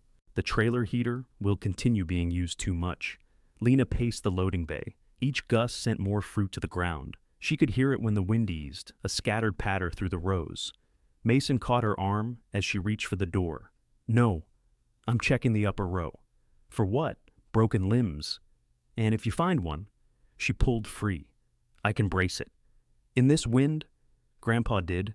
Grandpa drove a tractor into a drainage ditch checking trees during a storm. He said the brakes failed. The brakes worked when we pulled it out." Lena stared at him. "You knew that?" "I was there before you woke up. He made me promise not to tell you because you'd been saying he should stop working alone." Even Ruth laughed. Lena leaned against the door. "He blamed Devin." "Everybody blames Devin," Devin said. "Keeps me included." The next gust drove a branch against the outer wall. Lena stayed inside. They slept badly on folded tarps and packing blankets. At 2, Mason gave Lena his coat without announcing it, draping it over her while she sat against the office wall. She woke enough to recognize the cedar smell of Calvin's hallway closet. By 5, the wind weakened. Dawn revealed the orchard in pieces. Leaves covered the lane. The top of a pine had fallen across the farmhouse fork, missing both roads by a few feet. One metal sheet had peeled halfway off the western roof, but remained trapped beneath the battens. The rows were worse. Apples carpeted the low ground. Many had split on impact or landed in mud. 2 crowded southern trees had uprooted, their root plates standing almost vertical. In June's rows, a main limb had torn from one golden russet. The late Ashmeads still held perhaps 60% of their fruit. Lena walked without speaking. She picked up one fallen apple. Its skin was intact, but mud filled the stem cavity. Another had struck a stone and split. Another looked perfect until she turned it and found a deep bruise. "We can wash these," Mason said behind her. "Some. For cider?" Eli came down the row carrying a crate. Sound fruit off clean grass, picked up now and washed separately. Mud, splits, or animal damage gets rejected. Mason looked across the ground. "That's most of it." "Yes," Eli said. Lena set the muddy apple in the reject crate. Mason frowned. "You're just throwing it out? It goes to compost. Grandpa would have pressed it." Ruth stopped several feet away. Lena expected anger to rise. Instead, she felt tired. "I know," she said. Mason looked at the apple in her hand, then at Eli. Something in his face suggested he understood there was a conversation beneath the one he could hear. He picked up a split apple and put it with the rejects. They called the crew back for emergency pickup. Lena paid regular harvest wages plus the promised overtime. Nobody argued about sorting standards. Sound drops went into marked cider crates. Damaged fruit filled the compost wagon. By afternoon, Lena's back no longer straightened fully. The 6 remaining bins came from fruit still on the trees and clean drops gathered at first light. Eli inspected every one. He rejected a crate from the upper row after finding mud on 2 apples. "We need that weight," Lena said. "You don't want that weight." She looked at the people watching her. Ruth, Teresa, Mason, even Raymond with his enormous hands resting on the bin edge. "Dump the crate," she said. Mason helped carry it to compost. They loaded 6 bins onto Eli's trailer, not 8. The check would cover wages, fuel, and part of the roof repair. It would not replace the fruit on the ground. As Eli tied down the load, Lena stood beside the trailer, calculating what remained for pressing day. "You did good," he said. "I lost 2 bins. You lost more than 2. Thank you. The storm lost the fruit. You kept bad apples out of my tanks. Should I frame that? Probably not. I'm about to make it less sentimental." He took an envelope from his truck and handed it to her. Inside was a purchase proposal covering 3 harvests. It named specific late varieties, minimum quality, market-based pricing, and no guaranteed volume. The numbers were modest. The conditions were not. Lena read it twice. "You wrote this before the storm?" "Started it. And finished it after I delivered less. You delivered less good fruit. That matters more than more bad fruit." She looked at him. Eli shifted, uncomfortable with the silence. "Don't make a face." "What face?" "The one where this becomes meaningful. It's a contract. It's a proposed contract." Glenn would call that character. Glenn sounds unbearable. Mason approached with the empty reject crate. Lena folded the proposal and returned it to the envelope. "What's that?" he asked. 3-year purchase agreement. Eli corrected her. "Proposal." Mason glanced at the loaded trailer, then at the storm-scattered orchard. "For 6 bins?" "For how she filled them," Eli said. The words seemed to reach Mason slowly. He looked down at the crate in his hands. A smear of mud marked the bottom. Then he carried it to the wash station and began scrubbing it clean. Mason scrubbed until the plastic squeaked. He rinsed the crate, turned it upside down on the drying rack, and reached for another. Mud streaked his white shirt. Nobody thanked him or told him he could stop. Lena signed Eli's proposal 2 days later after changing one sentence about delivery windows. Eli complained that her revision used 14 words where 6 would do. "My orchard has 1 lane," she said. "Your truck met flooring once.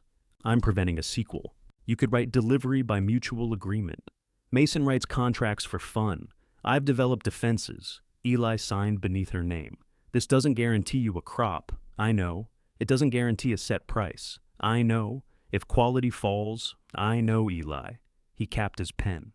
"You've become harder to discourage. That's the nicest thing you've said to me." It wasn't meant nicely. The agreement went into Lena's closing folder beside the mortgage papers. 3 harvests fit into 5 pages. The orchard still owed her nothing. The roof repair cost $2,800. Mason arranged for his contractor to replace the peeled sheet while the crew was already on the property, reducing the labor charge.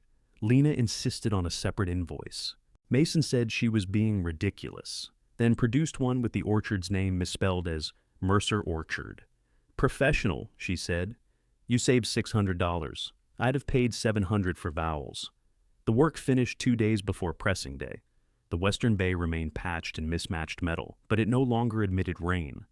Devon wired temporary service along the outer wall in weatherproof boxes, and invited Lena to admire the fact that no extension cord crossed the doorway. "Beauty," she said. "You mock what you don't understand. I understand outlets. You owned one fork. I bought more. Growth everywhere." Ruth ran the event preparation from a legal pad divided into hours. She scheduled the mobile mill, washing station, ticket table, cider sales, preserves, first aid, waste bins, and parking. Anyone who offered to help received a job and an hourly rate. Teresa organized packing demonstrations. Raymond agreed to direct traffic on the condition that nobody gave him a whistle. Marisol planned hand pies, soup, and coffee. Nora offered to run the ticket table. Mason offered nothing. He appeared the evening before the event with the small tractor and something long resting across its bucket beneath a canvas drop cloth. Lena was hanging lights in the loading bay when he called her outside. He pulled away the cloth. The old Mercer family orchard sign lay in the bucket, repainted in black and gold. Beneath the main letters, smaller script read, "Calvin Mercer, Proprietor." Mason had repaired one split corner and sealed the wood until it shone. For a moment, Lena was 8 years old in the back of Calvin's truck, watching him and Mason mount that sign beside the road. June had brought lemonade. Her name had appeared nowhere. "You restored it," Lena said. "People know it. People knew Grandpa. Same thing around here." "No, it isn't." Mason's hopeful expression tightened. "It's the family name. It says Calvin is the owner. I can paint over proprietor. Paint over Calvin." He stared at her. "It's his sign." "Exactly. You bought his orchard." "I bought land at public auction after his will, said I got nothing." "Do we have to drag that into everything?" "He's on the sign, Mason. He built the business. He also ran it down." Mason looked toward the repaired barn. "You'd have none of this without him. Ruth would like to discuss that." "Ruth hates him." "Ruth tells the truth about him?" "Only the ugly parts." "You mean the expensive parts?" He gripped the tractor bucket. "I spent 2 nights on this." Lena could see the labor in it. Fresh screws, sanded edges, gold paint laid carefully into every carved letter. Mason had done a beautiful job restoring something she did not want. "I'm sorry you didn't ask first," she said. His face closed. Nora came down the lane carrying a cash box. She saw the sign and stopped. "Oh," she said. Mason turned to her. "You knew she'd hate it?" "I thought she might." "You said it was a good idea." "I said it was kind." "Those aren't different." "They can be." Lena lowered the strand of lights in her hand. "We need a sign for tomorrow. Turn it over." Mason looked from her to the blank back. "You want to use the back?" "Temporary. We paint pressing day and an arrow. No name. You'll ruin the finish." "The back isn't finished. That isn't the point." "No," Nora said softly. "It sort of is." Mason stared at the sign for another moment, then pulled a pencil from his pocket and turned it over. They painted the arrow together. Pressing day began with fog. It settled in the low rows and softened the gaps where the Cortlands had stood. By 7, Eli's mobile mill was parked beside the barn. The machine unfolded into belts, washer, grinder, and press, all mounted on a trailer that looked too compact to contain so much noise. Marisol set up beneath a striped canopy. Steam rose from soup pots. Hand pies filled 3 bakery trays, their crusts glazed and imperfect. Nora arranged tickets, cash, and wristbands at a folding table. "You expect a riot?" Lena asked. "I expect people to say they already paid. They'll say Calvin let them in free. I'll say Calvin isn't managing admissions." Lena liked Nora a little too much in that moment and tried not to show it. The first car arrived 20 minutes early, then another. By the official opening, vehicles lined the common lane to the county road. Raymond directed them into the mowed parking rows with both arms and no whistle. Mason stood at the fork moving the schedule board whenever a driver blocked it. He had put on the old Mercer Orchard sweatshirt, but the restored sign remained reversed beside the road, pressing day, its painted arrow pointing downhill. People brought apples in laundry baskets, milk crates, paper grocery bags, and one polished wooden bushel basket that appeared older than the person carrying it. Ruth inspected every load. Rotten fruit went home with its owner. "Calvin always pressed mine," one man objected. Ruth held up an apple with a soft brown crater. "Calvin pressed his luck, too." The man looked at Lena. "She's in charge," Lena said. Ruth's mouth twitched. The mobile mill roared to life. Apples moved through the washer, vanished into the grinder, and emerged as wet pulp layered in cloth racks. Eli swung the press into position. Amber cider ran into stainless pans, foaming at the edges. Lena had forgotten the sound of people reacting to the first stream. A small collective murmur, pleased and surprised. June used to hold a tin cup beneath the spout and taste every batch. Lena used the world's best grandpa mug. Ruth noticed, but did not comment. By noon, the barn was full. Teresa demonstrated grading at the sorting line.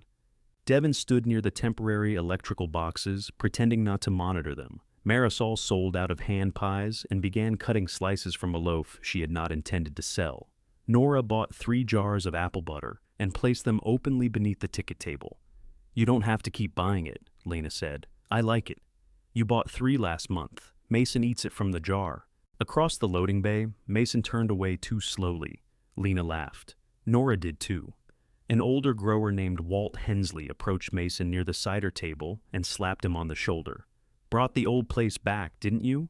Mason looked toward Lena. She was filling a crate with jars, while Ruth counted remaining stock. "No," he said. Lena did. Walt followed his gaze. "She always was Calvin's shadow."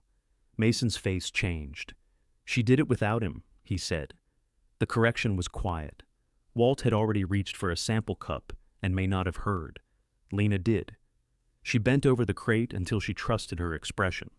The crowd thinned near 4. The final pressing produced a tart cider from mixed backyard apples. Eli declared it not offensive, which the owners accepted as praise. Ruth closed the admission table on schedule despite 3 late cars honking at the road. When silence returned, the barn looked happily damaged. Sticky concrete, empty trays, wet cloths stacked beside the press. The smell of apples had worked into every board. They counted money at the trailer table. After Eli's fee, wages, food costs, supplies, and electricity, the event had made enough to cover the roof's remaining balance and most of the next loan payment. Marisol raised her coffee mug. "An empire." "A small plumbing repair," Lena said. "More durable." Ruth entered the total on her legal pad. "Next year, 2 presses." Lena looked at her. "Next year? You signed 3 harvests. That's cider." "This is people. People return if you charge them consistently." Devin stacked the cash bands. "Put that on the sign." Lena looked through the window. The restored sign still faced backward at the road, Calvin's name hidden from view. "Maybe," she said. Mason and Nora left before cleanup ended. They walked uphill together, but several feet apart, carrying the cash box between them. The orchard settled into night. Lena stood beneath June's rose after everyone had gone. The remaining fruit would be picked over the next week, then pruning, repairs, winter bookkeeping, and payments would replace the urgency of harvest. She had expected success to feel louder. Instead, it felt like knowing what happened Monday. Mason returned the following afternoon. He arrived carrying a laptop bag and asked to meet in the packing barn office. The office had 1 desk, 2 mismatched chairs, and a wall calendar still turned to the month Calvin stopped shipping fruit. Mason placed a neat folder between them. "What's this?" Lena asked. "An idea. That's never been your preferred unit. I've been looking at the orchard numbers." "How?" "You talk. Nora talks. The county talks. Reliable sources." He opened the folder. The first page read, "Mercer Family Orchard, LLC." A proposal beneath it outlined capital for roof replacement, cooler upgrades, irrigation expansion, signage, marketing, and working reserves. Mason would provide the money. Lena would provide the property and operations. She turned the page. His proposed ownership share was 40%. "You said the orchard was proof Grandpa was right about me. I was angry. You bid me to $61,000. I know what happened. Do you?" He rested both hands on the desk. "You need capital. You can survive at this size, maybe, but 1 bad year wipes you out. The farmhouse needs a purpose, too. We could coordinate events, direct visitors through 1 entrance, build the family name back. Your house needs a purpose. You know what I mean." She looked at the budget. Mason had priced everything she could not afford.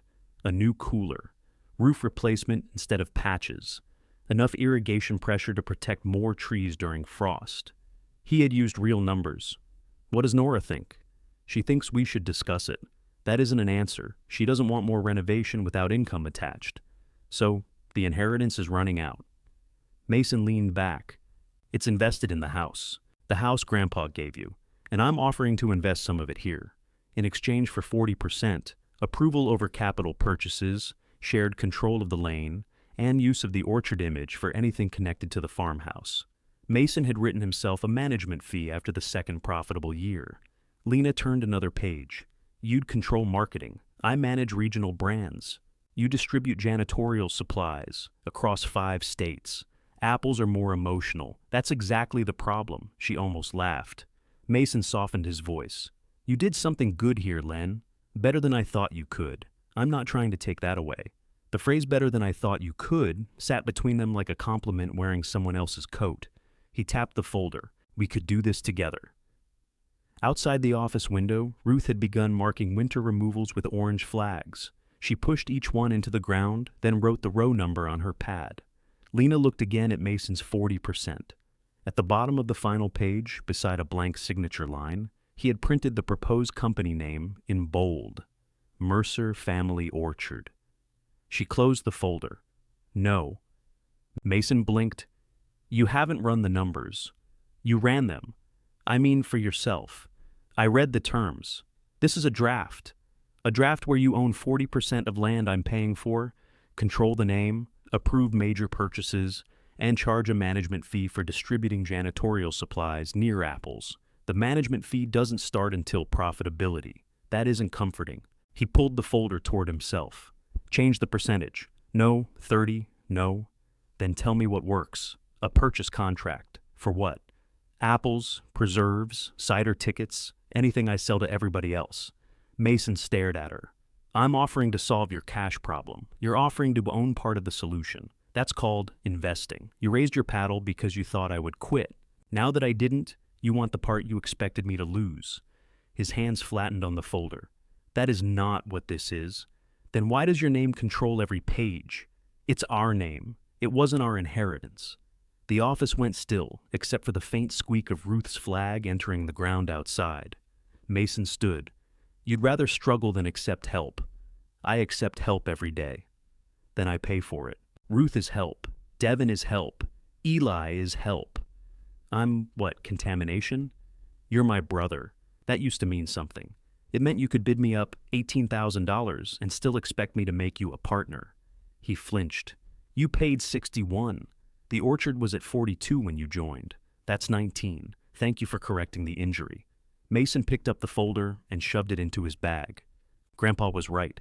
You can turn anything into a test people have to pass. And you can turn anything into something you manage. He left without answering. Lena remained in the office until Ruth appeared at the door. That go well? Ruth asked. Define well. You still own the place? Yes. Then better than the auction. The pressing day money sat in the orchard account, assigned to the roof and next payment. Lena moved $800 from her bakery wages instead. It left her enough for groceries, if groceries respected boundaries. She wrote Mason a check for the propane bill he had paid in March. Then she printed a receipt, signed it, and carried both uphill. The farmhouse front hall had changed. Calvin's worn runner was gone. The walls were pale gray, the trim bright white. New flooring stopped at the dining room doorway, where unopened boxes remained stacked beneath plastic. Nora answered. Mason's in the kitchen. I won't stay. Nora looked at the envelope in Lena's hand. Is that the proposal? No? Good. Mason stood at the kitchen counter with a calculator and 3 contractor invoices. The running toilet had been replaced. The sparking outlet was now covered by a stainless steel plate. Above it, an uneven patch in the plaster showed where the wall had been opened twice. Lena placed the envelope beside the calculator. What's this? $800 for Grandpa's propane. Receipt included. I don't need that. I owed it. You need operating cash.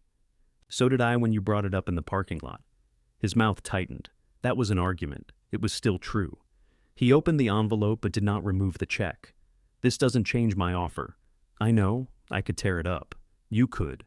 The receipt says paid when accepted, so don't sign it if you do. You made a receipt for your own check. I've developed an appreciation for clean invoices. Nora turned toward the window, but Lena saw the smile she hid. Mason did not smile. You're really saying no. Yes. To the money or me? The ownership. You make it sound simple. It isn't. Then why won't you even negotiate? Because I spent the first year learning the difference between needing people and giving them the right to decide who I am. You offered me a new cooler and wrote yourself into the orchard's name. He looked down at the contractor bills. Lena softened despite herself. If you want apples, I'll sell you apples. If you want pressing tickets, Nora already knows how those work. But you do not get 40%, because I survived what you made harder. Nora's gaze moved to Mason. He closed the envelope.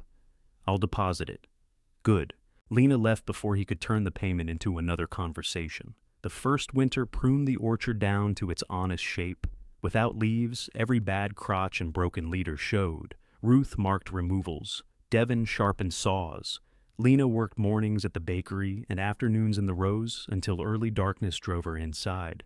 The orchard account covered wages, payments, and little else. The new roof remained a future number. The cooler relay failed once, and Devon repaired it, with a part he warned had one good season and a dishonest second. Eli paid on schedule. Marisol expanded the preserves from half a shelf to one full shelf because the jars kept selling, not because she loved Lena. Mason did not mention the proposal again. He deposited the check. Their conversations became practical. Gravel delivery Thursday.